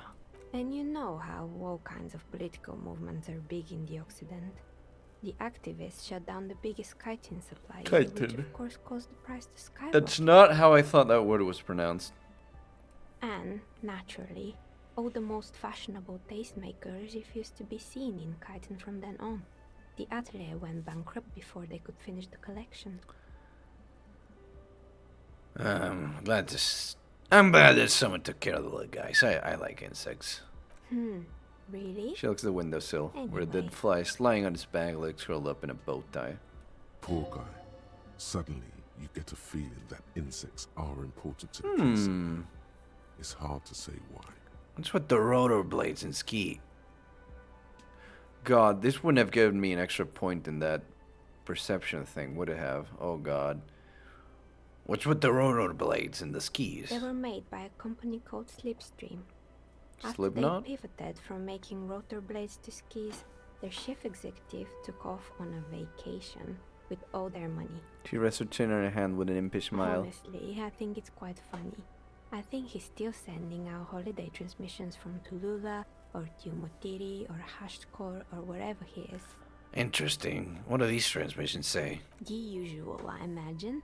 That he's been thinking up all kinds of new business plans and can't wait to get started on them just as soon as he returns. She laughs and turns around in her chair. The Slipstream is history now. All their remaining assets got seized by the bailiffs in 47. I have no idea why those keys and blades are still lying around in the house. What year is this again? I forget. We actually knew this. Are we in 50-something? Maybe you could make a sword out of one. No, wait. Forget it. It would take too long. Found a strange machine. Fortress Accident, the radio game studio. She closes her eyes as some remnant of a memory lights up her face. They were an interesting bunch. We talked about role-playing systems every now and then. Once, I even saw two of them get into fisticuffs over Wirral. They certainly took their work very seriously, even if they seemed to be chronically liberal with their schedules. What do you mean, liberal? What happened? The usual. They ran out of money and couldn't get the project done on time. What went wrong? Well, I did hear them talking at times. She looks at the hallway as if she can still hear them chit-chat behind her curtains on a cigarette break. They seemed to believe they were historical individuals on some grand quest. From what I've seen so far, the project did look quite impressive. Yes, but when the money started to run out, they just began to complain a lot about capitalism. You know, how the markets are rigged to keep out new businesses and so on. In the end, they just didn't get it done. They didn't have enough willpower to produce something truly historic, and to show up to work on time. She's right. Showing up to work on time is important. Well, in this universe of ours, we do have long-distance tabletop RPGs, so it worked out for us, not for them. Showing up to work on time is hard. No, scratch that. Showing up to work at all is difficult, especially if you've been drinking. It's too bad. What a support of them. The project looked great. Not the wisest decision. You would have lost all your savings. She tosses a pair of dice on the table. One of them stops near the edge of the metallic The desk. result is 1 on a 20-sided die. Boy, am I glad I'm not playing with one of those, huh? The dice is black and filled with little silvery flakes, like snowfall. Anything else? There's a terrifying taxidermied bear in the cellar. Oh boy, the fabled Revachol ICT. You're in for a treat here. She smiles and leans closer, hands on her knees, like a stand-up comedian ready to tell a story. The place was owned by two guys who had some rather innovative ideas about marketing. The bear was one of them. Now ask me about their other ideas. Alright, what about the other ideas? There was really just one. and it involved picking out the prettiest girls in the neighborhood and paying them 20 cents per hour to man the booth. And by man the booth, I mean slump behind the counter with a face that could maim you if you ever dared to disturb their bored magazine browsing. She leans back, disapproving. Sounds like she really didn't like those girls. Fritta does the same thing. Fritta.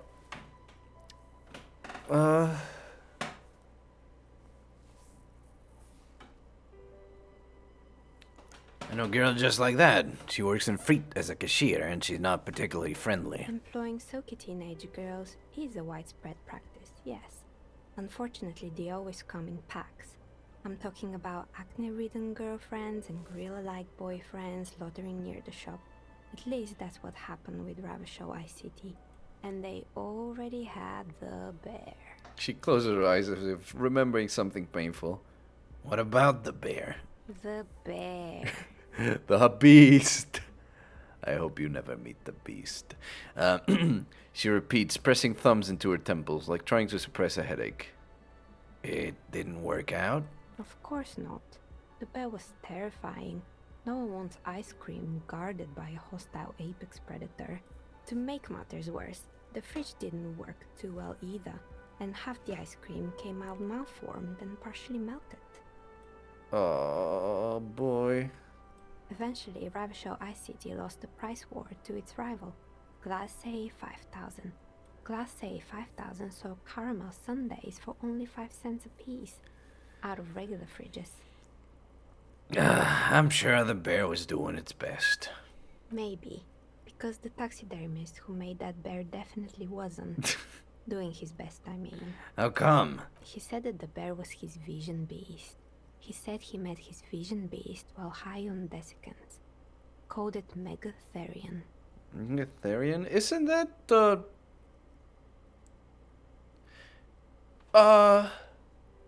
I could be wrong. Wasn't that the name of the giant primitive sloths?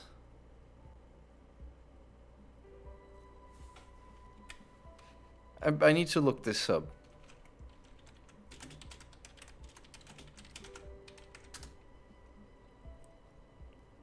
Ah, Megatherium. Alright, it's Megatherium. Alright, got it. Gotcha. Alright. Sorry, needed to check that. Scary, but cool. Megatherian. Megatherian, a mega wild beast. What's a mega wild beast? It's an imaginary beast that guides you through life by telling you to do more drugs, mostly. Okay. A wise and noble beast, guiding you toward the land where the streets are paved with drugs. Thanks, electrochemistry, again. The horrific necktie tightens around your neck, strangely excited. But it doesn't feel particularly fun. Not now, you beast. What? Nothing. Right. She says to the ice maker. She doesn't look entirely convinced. Anyway, now you know the story of the fallen ice cream empire. She seems almost sad finishing the story. Some dust beams swirl in the afternoon air. Her eyes follow it idly. Little sparkling embers under the window. Outside it's light. Light scatters from the low-hanging cloud cover. There's always the threat of snow. Anything else? Another failed business, perhaps? I've been here for a long time. I found the building's intercom, but it's not working. Oh, right. She rubs her I hope forehead. you didn't try to ring me. Her scarf has left a faint line on her dusky skin. I think none of those doorbells work, including mine. I'm still in the middle of connecting the wires. Sorry about the confusion. You're telling me that you have a doorbell there. Which one? The one with an empty name card. It's the last one in the list. As I said, it's quite useless right now. It doesn't work yet. I have a few more questions about the building. Sure, I'm listening. Actually, I had other questions. Good. I hope it clarified things a bit. What else? Why hasn't her business failed? I want to know that.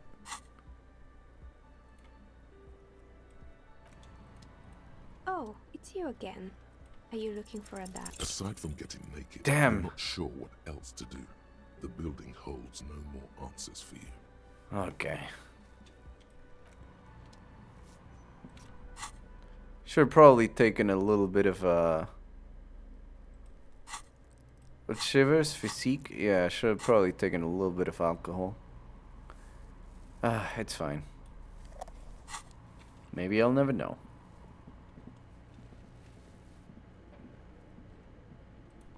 Oh yeah, my flashlight. I actually need that. I want it to look cool for a second. You understand.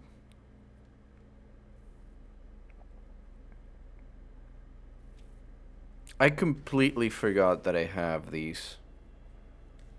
I could have taken one of these. Oh man, I completely forgot about all of these. I could probably use tank top for physical instrument. Damn. That's really unfortunate. Could have used that to open the door.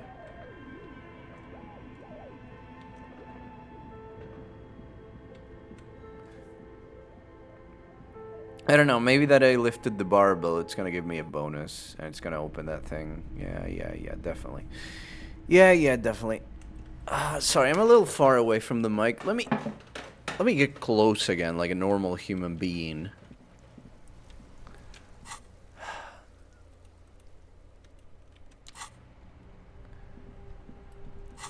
I don't know, chat. You got any ideas? Because I am running out of them.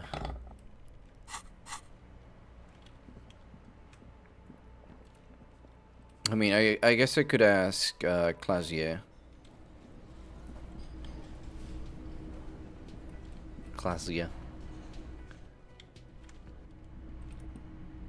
About the thing if she's ready to talk about it. But I don't think she is.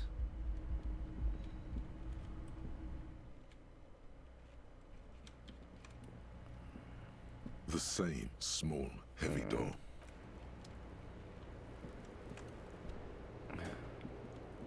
Officer, it's a fine day for questions. Let's talk more about this so-called assault. Not my favorite topic, but okay. What can you tell me about him? I'm sorry, I can't do it. She meant she sees him. Okay. You pissed it all away. All of it. Elysium. How about we, change the subject to something more lighthearted now? Nice room you got here. Yeah, it's pretty deluxe. What are you doing here in the whirling in rags? I'm wintering. How long have you been wintering? About 4 months. I came in November. Why here? Here in the Whirling, here in Martinez, or here in Revachol? In the whirling. Because it's the funkiest building in Martinez. And because all the other buildings are bombed to hell. You have quite the collection of prescription drugs down there. Thank you. I've put a lot of time and effort into it. She says without any discernible irony. Technically, possession of narcotics is legal in Revachol, but you should still reprimand her. No. No, don't listen to the stiff. Be cool. Yeah, don't listen to the stiff. How did you amass such a hoard? With money, sir. She takes a drag. It's not exactly the NT-star size caboodle I intend for it to be one day, but it's getting there. The collection includes Nacra, an opioid antagonist. Comes in handy when you've done too many opioids. Does that happen to you often? Better safe than sorry. Takes a drag and smiles. You seem to have, among other things, Preptide. Oh, yes. One of my favorites. It cures many ailments. Like what? Like not being able to stay up for 36 hours. She thinks. Not being happy. It cures those ailments. It's just a mirrored speed molecule, basically. I'm not gonna. That's all as far as that goes, then. Very funky. She takes a drag. Where does that door lead to? You tell me, officer, when you've kicked it down. I've been wondering myself, but I'm light of foot. Not a good door kicker. A window's new. It is. She moves slightly to your left to check a reflection in it. I have other questions. Okay. Watching herself reflected in the bedroom window, tall and sparkling and draped in smoke. Look her in the eye. Come on. She looks back. Time moves slowly. Oh. The triangles of her face rearranging into a weary smile. Don't worry. We will protect you from her beauty. We will consult you through the reefs and sounds of her persona. You are advised. There are muscles on long white bones that line her limbs, just below the silver jumpsuit. Nope, over your eyes. The strange moment ends. It was brief, no longer than 2.2 seconds. Let's return to this later, miss. Jesus Christ. Me when I look at a woman. Me when woman. This window. No, we already know this. Help, woman scary, I need to leave. I need to run away.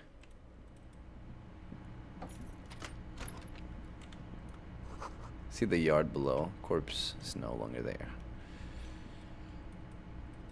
I want, yeah. Squeeze in. Squeeze in, super cop.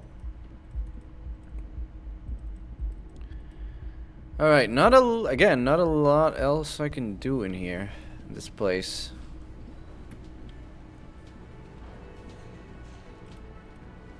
This guy doesn't even speak my language. Ponders his cooking utensils and gives you a little nod, acknowledging your presence. Yeah. Already asked him about the door. Oh, give me one moment. I need to stop this from happening before it's a disaster. There we go. Oh. I'm stopping a disaster from happening, Chad. Don't worry about it. Oh, God. Oh, Jesus Christ. No. Don't do that. Oh, God. It's fine. I'm good.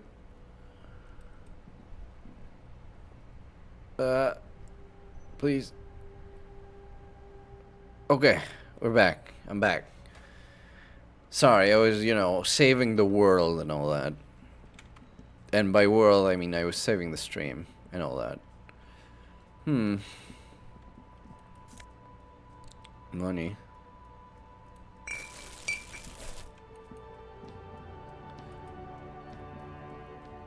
You see a set of tire tracks in the brown slush that covers the plaza mosaic. Reconstruct the movement.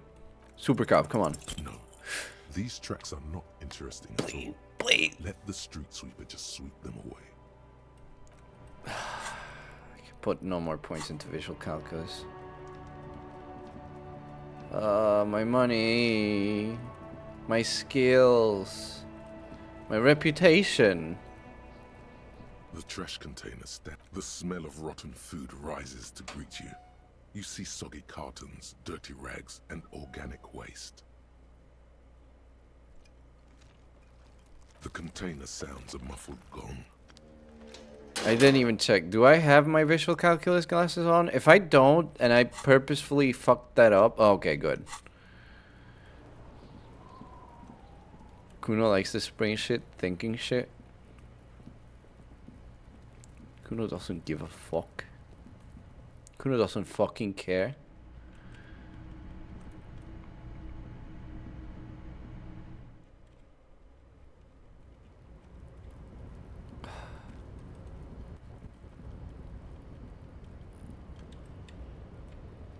I'm like checking this whole place again just to see if I could do something, right? Kind of stuck with that, Kim. I need him. I need you, Kim. Please. Where did you go? Why would you do this to me, Kim? I thought we were friends. Do you think Kuno cares more about than he lets on? Yes, but probably not by that much. I think there is some sort of curiosity, but not like actual care to Kuno. He just pretends not to have that. That's my those are my thoughts on it, at least.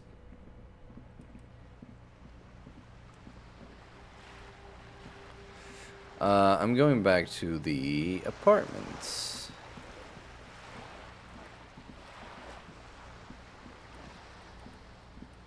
Those are my thoughts on the Kuno. Elias boat shines like it was recently painted.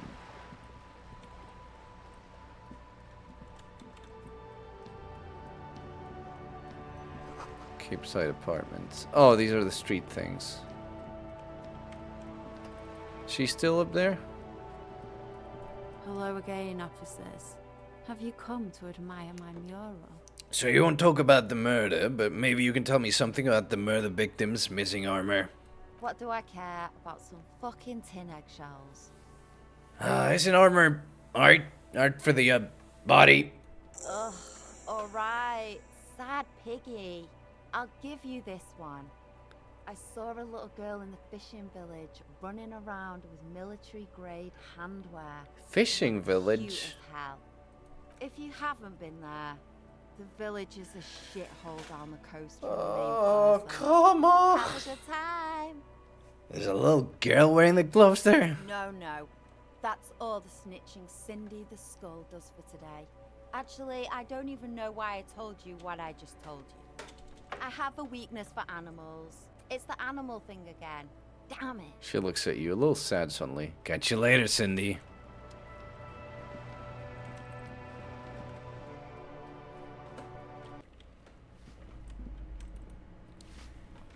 Little sweeping lady. Give me a moment. No, it's fine. It's fine, little sweeping lady. I won't bother you anymore. Drugs.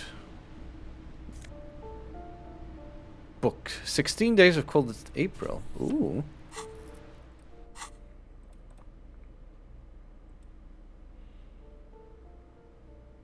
Tells a rather excruciating story about two lovers during a period of ethnic unrest in Yugograd. The book has been filed on the psychological realism. You hold 16 Days of Coldest April by Yekaterina Dar. The cover image shows a row of concrete apartments above which span a black and white rainbow. Feels heavy. Indeed, the book is unusually heavy in your hands, as though the cover were lined with lead. It would do that in Grad.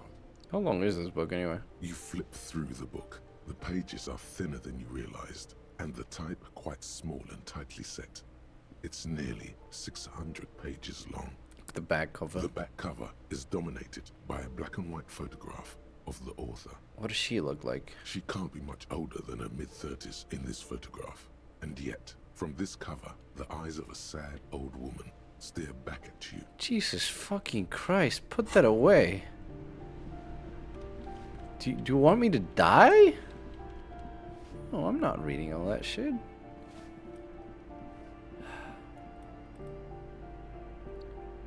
You hear someone. Open up. Communard, from the looks of it. The room is barely bigger than a closet. There's the police. Do I have to open the door? Hear the clanking of heels again as the other side wells right up the door. Her tone is now getting a defensive Do edge. you have a warrant? I'm not obligated to open the door if you don't have a warrant.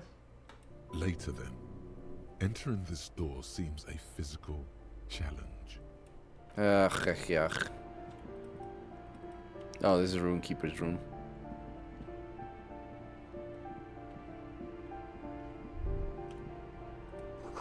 These shoes come in 3 different sizes.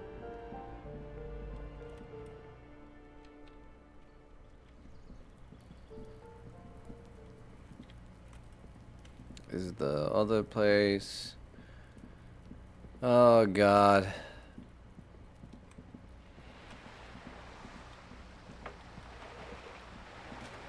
I miss Kim. I missed him a lot again today.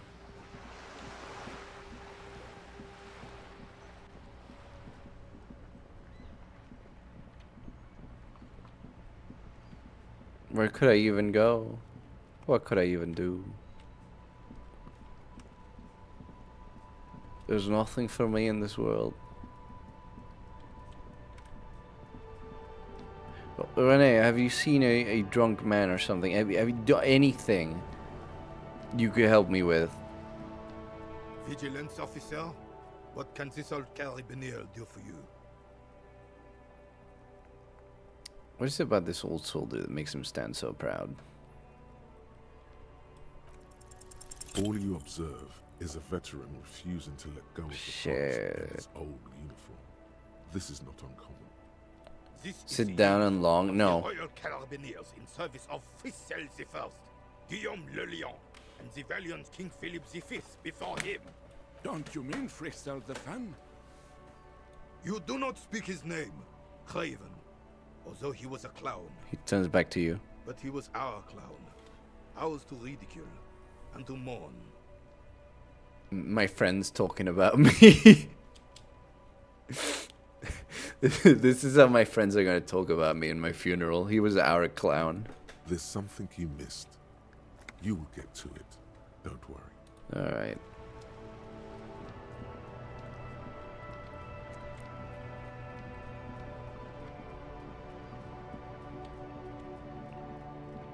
Did you see anything about like about Driver Man? You Driver Man? Everything's still cool here, officer. Where are you from, Salang? Me? It's a boring story, officer. Who cares about the past? I'm all business now. All revolution. Sounds good. Let's get back to business then. Very cool. I like your style, officer. I'll leave you to it for now. Not gonna bother the guy over nationality. Alright. What else?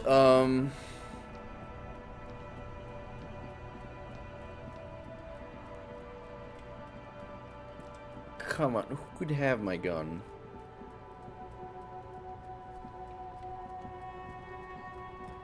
I guess I'll do it. I don't have anything else to do, so I'll do it. I'll friggin' do it. I'm not afraid of you. Right to work! Right to work! Shame on you! I think you may be able to help me decipher some tattoos. Take out the picture. Don't think so. He grunts, barely glancing at it. Suddenly, this feels like a really, really bad idea. Of course, yes. Forget about it. Let's discuss something else. Another grunt. He turns his attention to the gates and seems tense. Just gonna leave now. Alright, what else do we know? We know that the lady who worked, the military lady, is also somewhere around here. Possibly in one of the rooftops. And I am thinking... And I am thinking that she is the one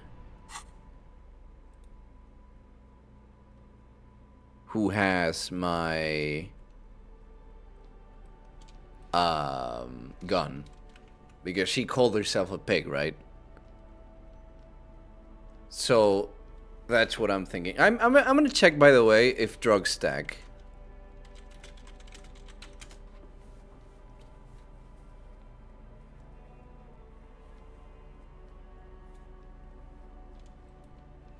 No, apparently not.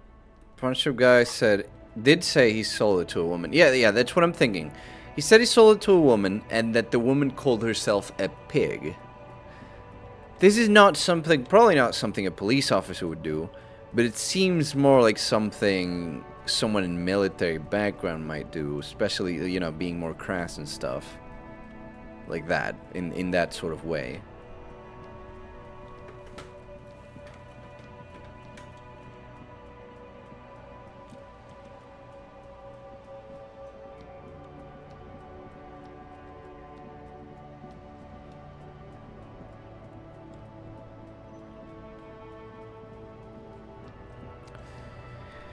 Yeah, I mean,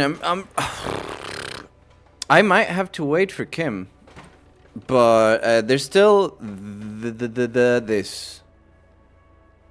I got a visit apartment 28 after 9 p.m. So I'm still gonna. I still want to do that.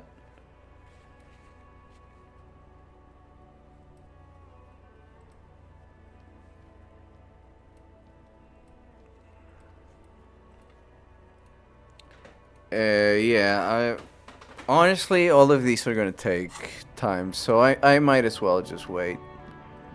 I hope I can wait until a specific time.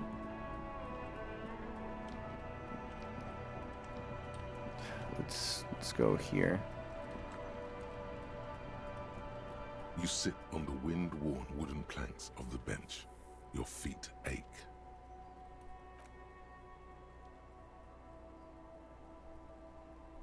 finally stop picking your nose. What if I just, like, read a book? What if I just read this? Offers a radical Moldovan perspective on a range of contemporary issues. The cover features a stylish portrait of like King Frizzle with a pair of white antlers growing out of his head.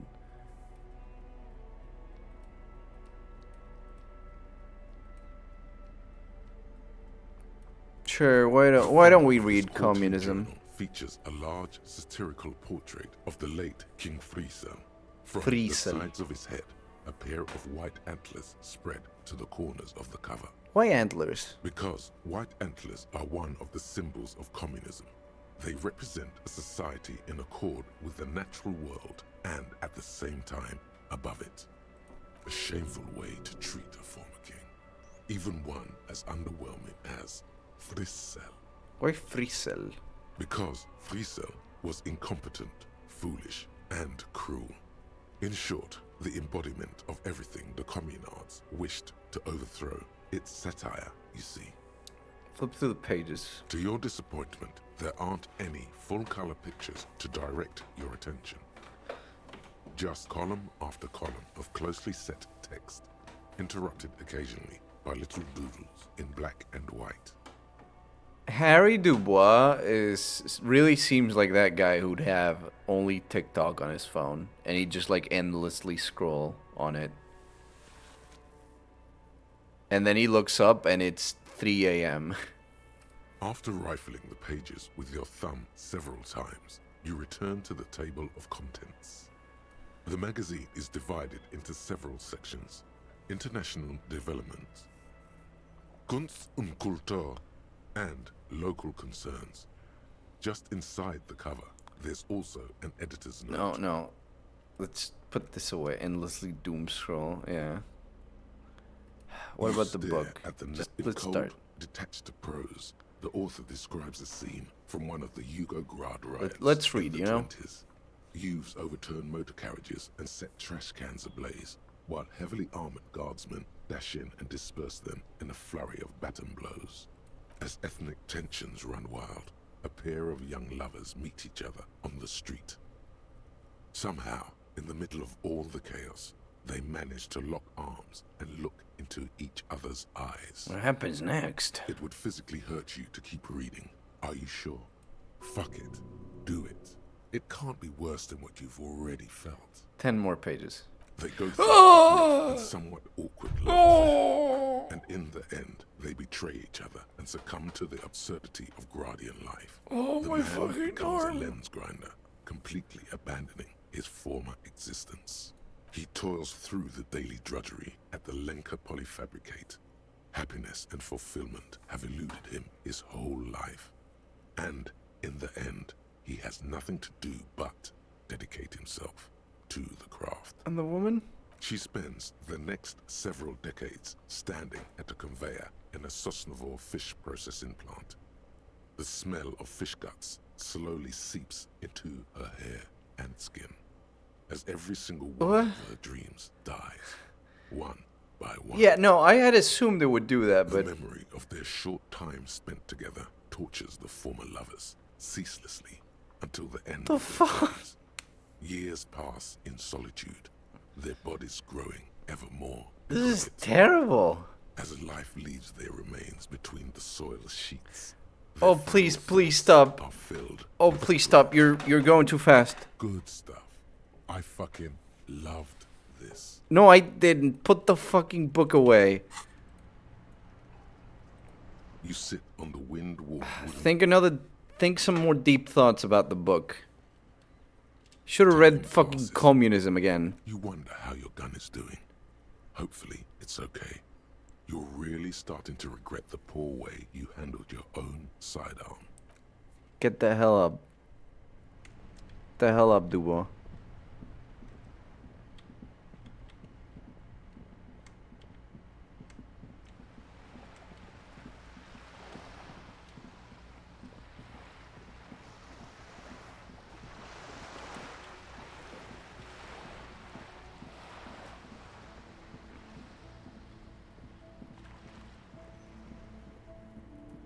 We need to find this Martin Nace guy. not nice. Freaking thinks I'm stupid. And actually am stupid. And for some reason I didn't get that it was a joke name.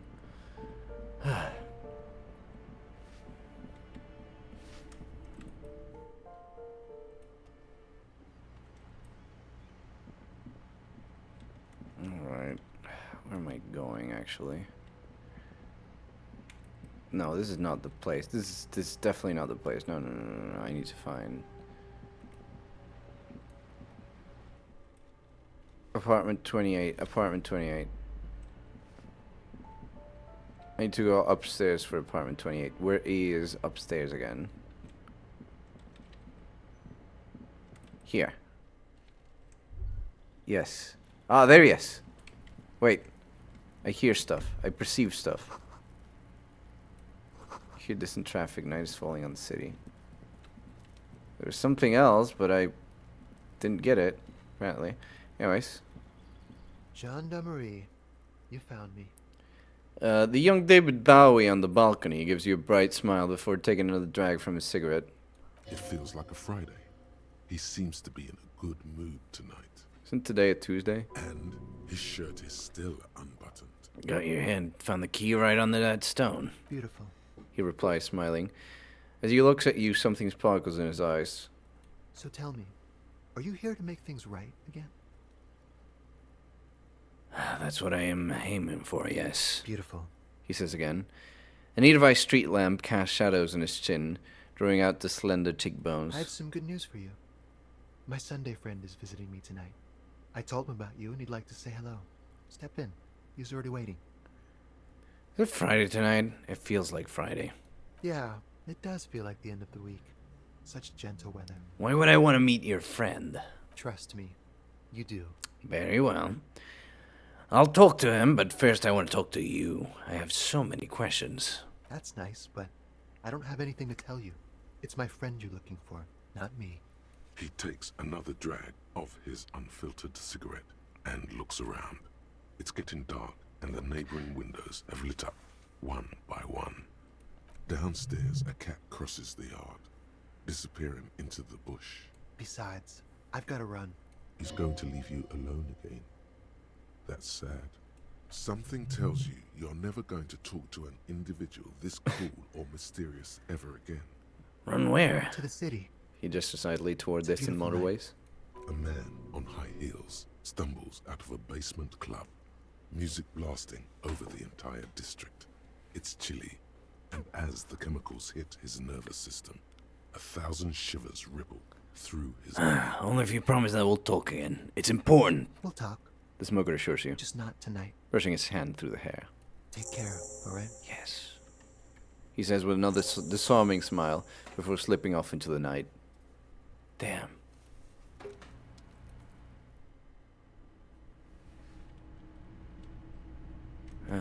It's a lot of shit. Quarterly business magazine. I need to stop depending on Tav. I know, but... What the... What the... No. No. No.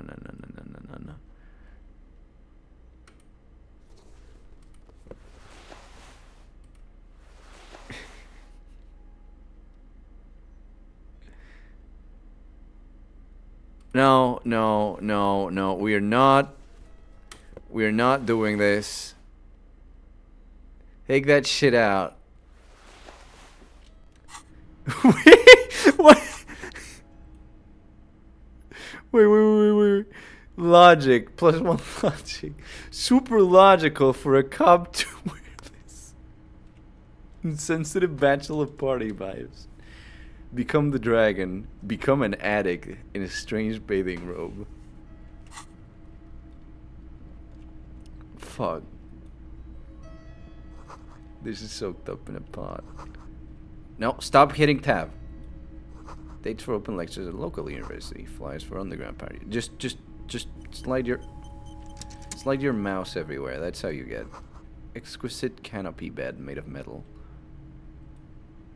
Bucket of paint on a layer of old newspapers. Officers of the Revachol Citizens Militia. The man in business casual removes his cufflinks You shouldn't be seeing him in an intimate setting. For some reason, you feel this man is your superior.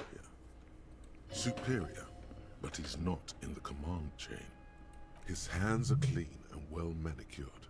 This is a man who knows the importance of appearances. My name is Charles Vildrouin, and I am an official with the coalition government. Oh.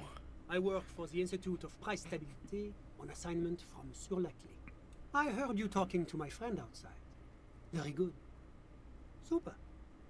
I am here to assist you in any way possible. Oh. Ask me about the hanging. Feels like Harry's into him and into David Bowie.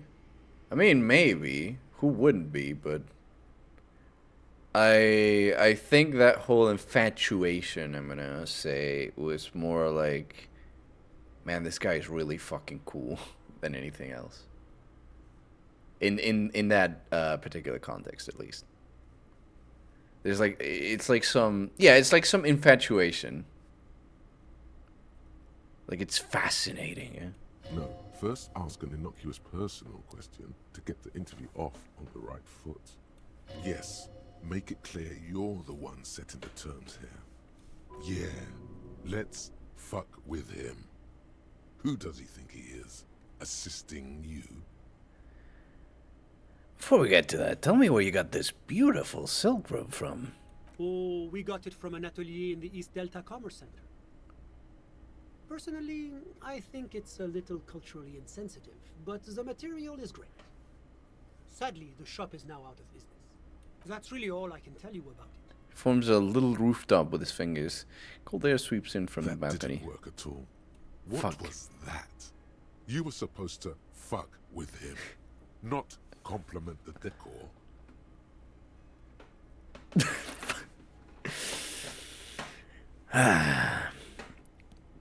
You actually witnessed the lynching? I'm sorry to say I did, officer. The man gives us some nod. Is it because you did it, Mr. Villadruin? I'm not gonna repeat that. Because I did it? The man scoffs. He's clearly not a man accustomed to being spoken to in that manner, let alone to being accused of murder. My apologies, I misspoke. I mean, what did you see? Officer, it's very difficult to describe what I saw that night. It was so surreal to me, like Just in take out the width. Oh, hey, Minnie. How you doing? Minnie was terrifying? No, no. The man shakes his head. I mean, it was so strange. I could barely believe what was happening. I was on the balcony when it happened, getting some fresh air. I remember that first they came in, carrying what looked like a body.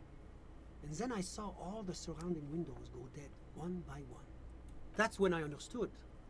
I should not be seeing this. Who were they? Can you describe them? I couldn't see their faces well, and there were quite a few of them. But they were very loud and very Martinez. He pauses, looking for the right wording. Let's just say that the laboring classes can get rather expressive with their profanities. How many of them were there? I couldn't tell you exactly. Less than 10. Maybe 8? Sound familiar? That matches the prints you observed at the scene. Were any of them huge? Like 200 kilograms huge? That's a giant you're describing. No, they were all quite human, as far as I could tell. Any of them look like drummers? Drummers? Why, no. But then, I don't know what a drummer is supposed to look like. Just turn your gaze to moi, my friend. I am a drummer. What happened next? I went back inside. Yes, back inside. Keep yourself safe from the killing. So you didn't actually see the lynching happen? Officer, the yard was pitch black. There was nothing to see, but I could still hear their voices. They were threatening to kill that poor man. Were they men, women? All men, I presume. But again, I couldn't see No, very clearly. there's one woman in there. That doesn't quite comport with what you know. Don't forget the lady driver. Are you sure at least one of them wasn't a woman? It's possible, officer, but I cannot say with certainty. Yeah. It was very dark, you must remember. What ethnicity were they? I believe they were mostly white, though I believe I saw 2 Aeropagites among them. And I am Two quite what? certain that one spoke with a Mesk accent. Dude, I was born yesterday. Please describe. Details. Anyways, what happened next? Well, That's the strangest part, officer. Nothing happened. It was oddly quiet for a public lynching. What do you mean nothing happened? They lynched a guy. Eventually, their shouts died down, and that was all. There were no gunshots, no celebratory shouts, no anything. Alright, that does seem strange. I'm afraid I don't have anything else to add. Can you at least tell me when it happened? All I can say is that it was late. So, let me get this straight. You didn't actually witness the hanging itself, did you? No, I didn't see the corpse until the following day. Those are all my questions. Thanks for your time. Of course. Anything I can do to assist the RCM. That was not that great. We already know all of this. What's an official like you doing in Martinez? The coalition is only looking out for the price stability. He raised his index Inflation is finger. a killer, like a heart disease blocking the normal circulation of the economy. It must be controlled. The economy impacts the entire international community, which is why it requires international oversight. Okay. But what are you doing here in this apartment? Well, I'm renovating it. It is an interesting project. The building used to be a I'm sure. 12-story skyscraper before the cannons took the top 4 stories off. This, of course, happened when the coalition forces landed. Even a dust? Why are you rebun dusting, huh? You could say I'm undoing some of the material damage the international community caused when we arrived here. Oh, you're some kind of bureaucrat. Yes, as I said before, I'm a commissioner from Sur-la-Clé working for the Institute of Price Stability. Glances at his This watch. is one of the main projects of the Moral Inter. What is this international community? La Communauté Internationale is what Revacholians colloquially call the coalition. In other words, the nations that stopped the disaster of the revolution. And what do I call the coalition? Your employer, technically speaking. The governing authority of Revachol. The RCM is but one part of this provisional administration. And what is a price stabilité? It is the most important thing. It doesn't tell me anything. It's the central goal of any sound monetary policy. Maintaining the price stability is essential to maintaining high levels of economic activity, which is essential for maintaining high levels of employment, which is essential for maintaining the social stability. Okay, I think that's all I needed to know. Take your daily bread, for example. No, that's Inflation, really bread all becomes too expensive. I know. Too much deflation, it becomes too cheap for bakers to produce. That's why the Institute of Price Stability works to keep inflation just below 2%. This is fascinating, but I wanted to ask you something else. But not too far below. Too below is also bad. Below, but close to 2%. You're not answering my questions at all. The coalition believes in the importance of informing the public about the benefits of the price stability. Transparency is one of our principles. Shut the fuck Would you like up. an informational pamphlet? Okay, sure, give me a leaflet, but shut the fuck up. A sound monetary policy is essential for addressing uncertainty. Stability I don't is the want to raison hear d'être about the of economy anymore. It's the reason why I identify as a moralist. But Please I shut don't the have fuck my leaflets up. on me today. That's too bad. You can always call our information line. Making information available is part of the Moral Intern's commitment to transparency. I don't want to talk about him anymore. I don't want to talk to him anymore. Never explain the word. Oh god. Whatever you wish, officer. Hey, tell me about your friend. My friend. My friend is a good young man. His family immigrated here from I'm Kedar, fine. and life has not been easy for him. But he understands the importance of education. He has taken his future into his own hands, and that's all that matters. How did you even become friends? How did any of us become friends? Bad things happening on the Insular Peninsula? Oil platforms ablaze in the night? Civil wars lasting for years? Finally, the international community is forced to step in. What are you talking about? No one becomes friends that way. Au contraire, it's how millions of people end up where they are, meeting the people they meet. It's how I came here, and my friend too. You still haven't told me who he is. Sorry, The man throws a quick glance at his watch. Friend, the smoker on the balcony. We're just talking about him. But I told you, officer, he's a bright young man here to pursue his education. Education is the foundation of our future, especially the arts. It is a cornerstone of our civilization. So all you can tell me about him is that he's here to study the arts? He's deeply enmeshed in the study of the fine arts, yes. Which arts? He's a truly free spirit. He likes all the arts. Perhaps graphic design, printmaking. Oh, I hate talking to bureaucrats. I hate talking to bureaucrats. You're so good at dodging questions. What are you doing in his apartment by yourself? I'm just enjoying the view. Isn't it rude for your friend to leave you alone like this? We're old friends. Nothing's taboo between us. He comes and goes. I'm sure you'll see him around. He's very active. Something else in mind? I'm all ears, officer. Thanks. I've got all I need. A moment, officer. Yes, please, a breakthrough. Do you have everything you need from me? I'm afraid we won't have the chance to speak again once you leave. Hold on, why can't we talk later? It's against diplomatic best practices for an official in my position to be discussing murders with local militiamen. And I'm pressed for time. After you leave, I should be leaving as well. Why didn't Kim tell me he was gonna leave? Why didn't Kim tell me he was gonna leave? Thanks for the heads up. My work here is done. Of course. I'm glad I could help.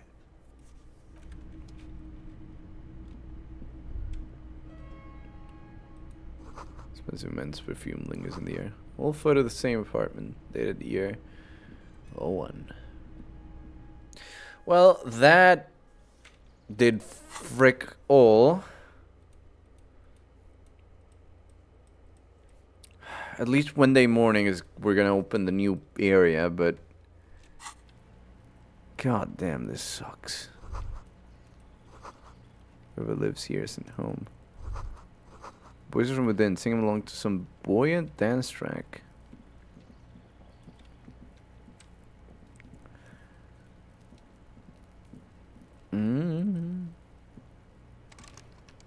I see. All right, I think we can stop now. I'm going to sleep. Then I'm going to stop.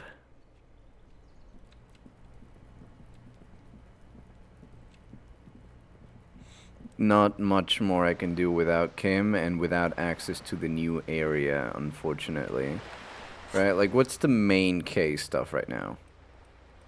The door gunner, probably. Question Clarity, which is probably going to be tomorrow. I can't listen to the Megamix without Kim. I can't do any of these, or probably this, or this, without the waterlock closing. This is going to take a while. I still haven't found any of these. I still haven't found a way into the secret passage. Yeah, it's probably a good place to stop.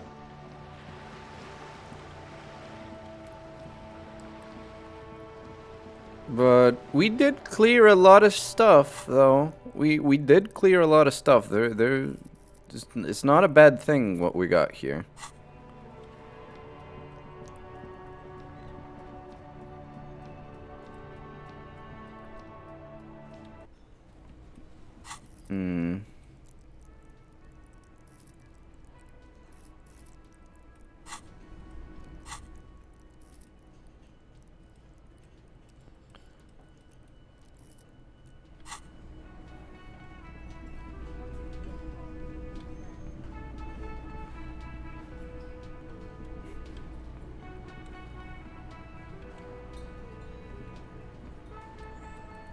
Something I could grab there. A bottle.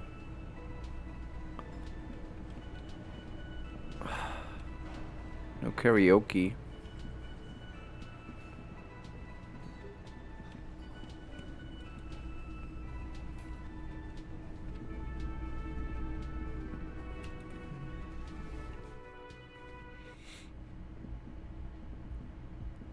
This is it. Let's sleep.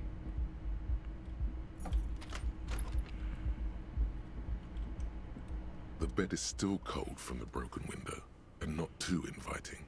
But it's yours. You've earned it. Eep. The bed is still cold from the wind blowing in from the broken window, The mattress creaks as you close your eyes and try your hardest to fall asleep.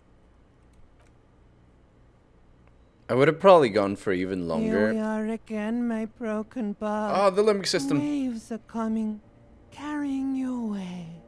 But you can't go. Oh, it's time. No. You have to stay. Always half aware of yourself.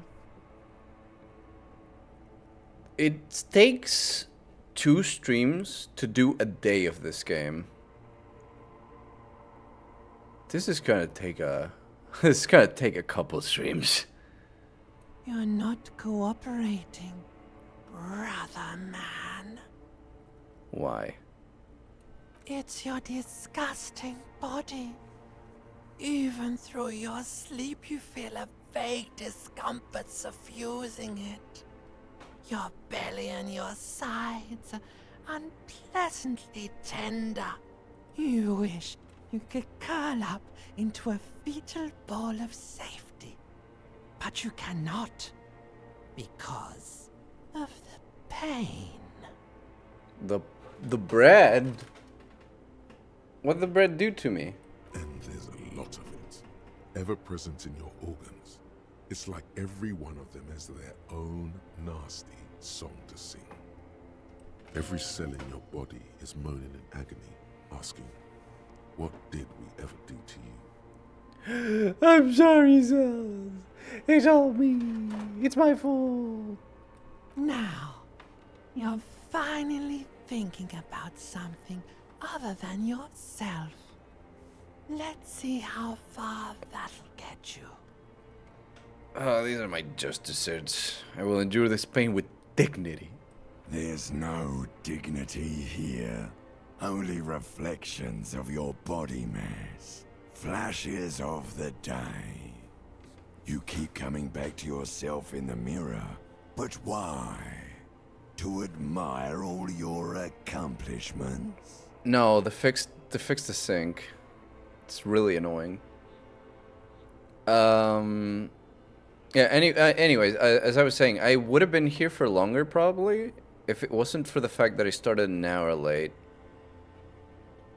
You're just stuck here. I had to do a little delay. Could try looking at other people. Really. But I'm happy with it. It's still 4 hours. Why would you want to start doing that? Just get me out of here then, back to the other place. Oh, baby boy, you're already in the other place. There's no nourishment for you tonight. Maybe tomorrow. Maybe if you know, like, took a lot of drugs before you go to sleep, that'd do the trick. Maybe if you weren't so hard on yourself. What do you think you're doing right now? Coming to some greater awareness? Look at all these lives. Yeah, 4 hours is blinking fine. in and out of existence. Thoughts!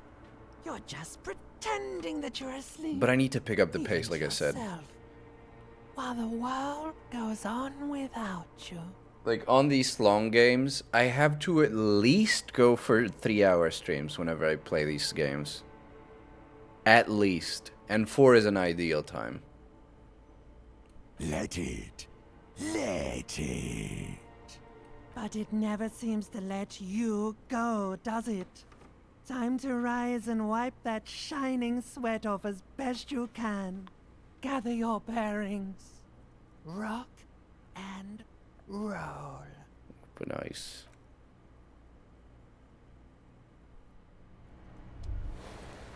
Oh.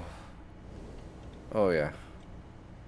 As you turn, a bright light catches your eye, making you squint. Where's that coming from? From a distant sunset, a stage light, flash photography, nowhere in particular. It's just what superstar law officers do. They squint at lights, and they solve shit. Actually, now that I hear superstar and law official in the sentence, they sound weird together. What are you, deaf? They're perfect, like rock star politician and drug addict teacher. Embrace the superstardom you've worked so hard to establish. Well, you know what? Brain makes a compelling argument. Yeah, that's me. Yeah, you have. You're a big dick cop, Dick Mullen. Salam Rocky Bai, badass on the edge disco cop. Time to recede into a ludicrous fantasy world. Here we go. Camera, lights, action. With a sudden flash, the world freezes around you, and you along with it. In an iconic monochrome solution. Okay, next thing I'm gonna level up is gonna get another thought thing, if I remember. It's on. If I remember, next time I'm gonna unlock one of these.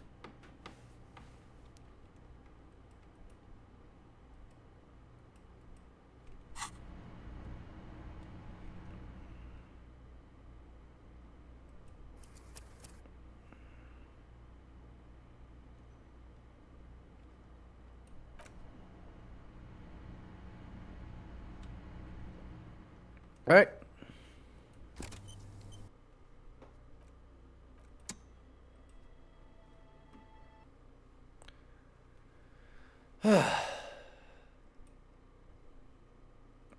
That was nice, but oh god, I'm busted. It's already over 3 a.m., dude. I need to go to sleep badly right now. Tomorrow, it is the usual, the usual Wednesday collab, which I might actually stream this time. The usual Wednesday collab with Ash. We are going to, me, Ash, Slimy, and Bob, I believe, we're going to be playing Super Mario 64 co-op. And I think it's going to be really fun. I was helping Ash set it up. Was it yesterday or Sunday? Might have been Sunday. And it seemed really fun. It seemed really funny, like the amount of stuff you could do with your friends. So yeah, very excited for that. Co-op Super Mario 64. Yeah, co-op. Like online co-op, shared star progression. Like you're actually in the same environment. Like in DS game. I actually don't know how the DS game works. But it's like it's the 64 version.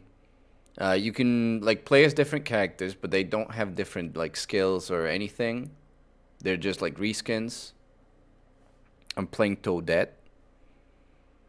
While I was doing the tests, because I like how her skin looks, because you can customize the colors, and I like how it looks with my color palette, aka everything is black. Are you all Mario? No. I know I'm Toadette, and when Ash was setting up, they decided to go for Daisy. And while we were messing around, we were mostly like kicking each other and launching ourselves off at different places. It was really funny. It was really fun. So we're hoping to have fun. Slimy has the idea that we're somehow gonna get 120 stars in like 2 hours. And I think that's insane. I did make the joke, like, 120 star speedrun is like 1 hour 38 minutes. So, with all 4 of us working, we should definitely get it in 24 minutes. That's not how that works.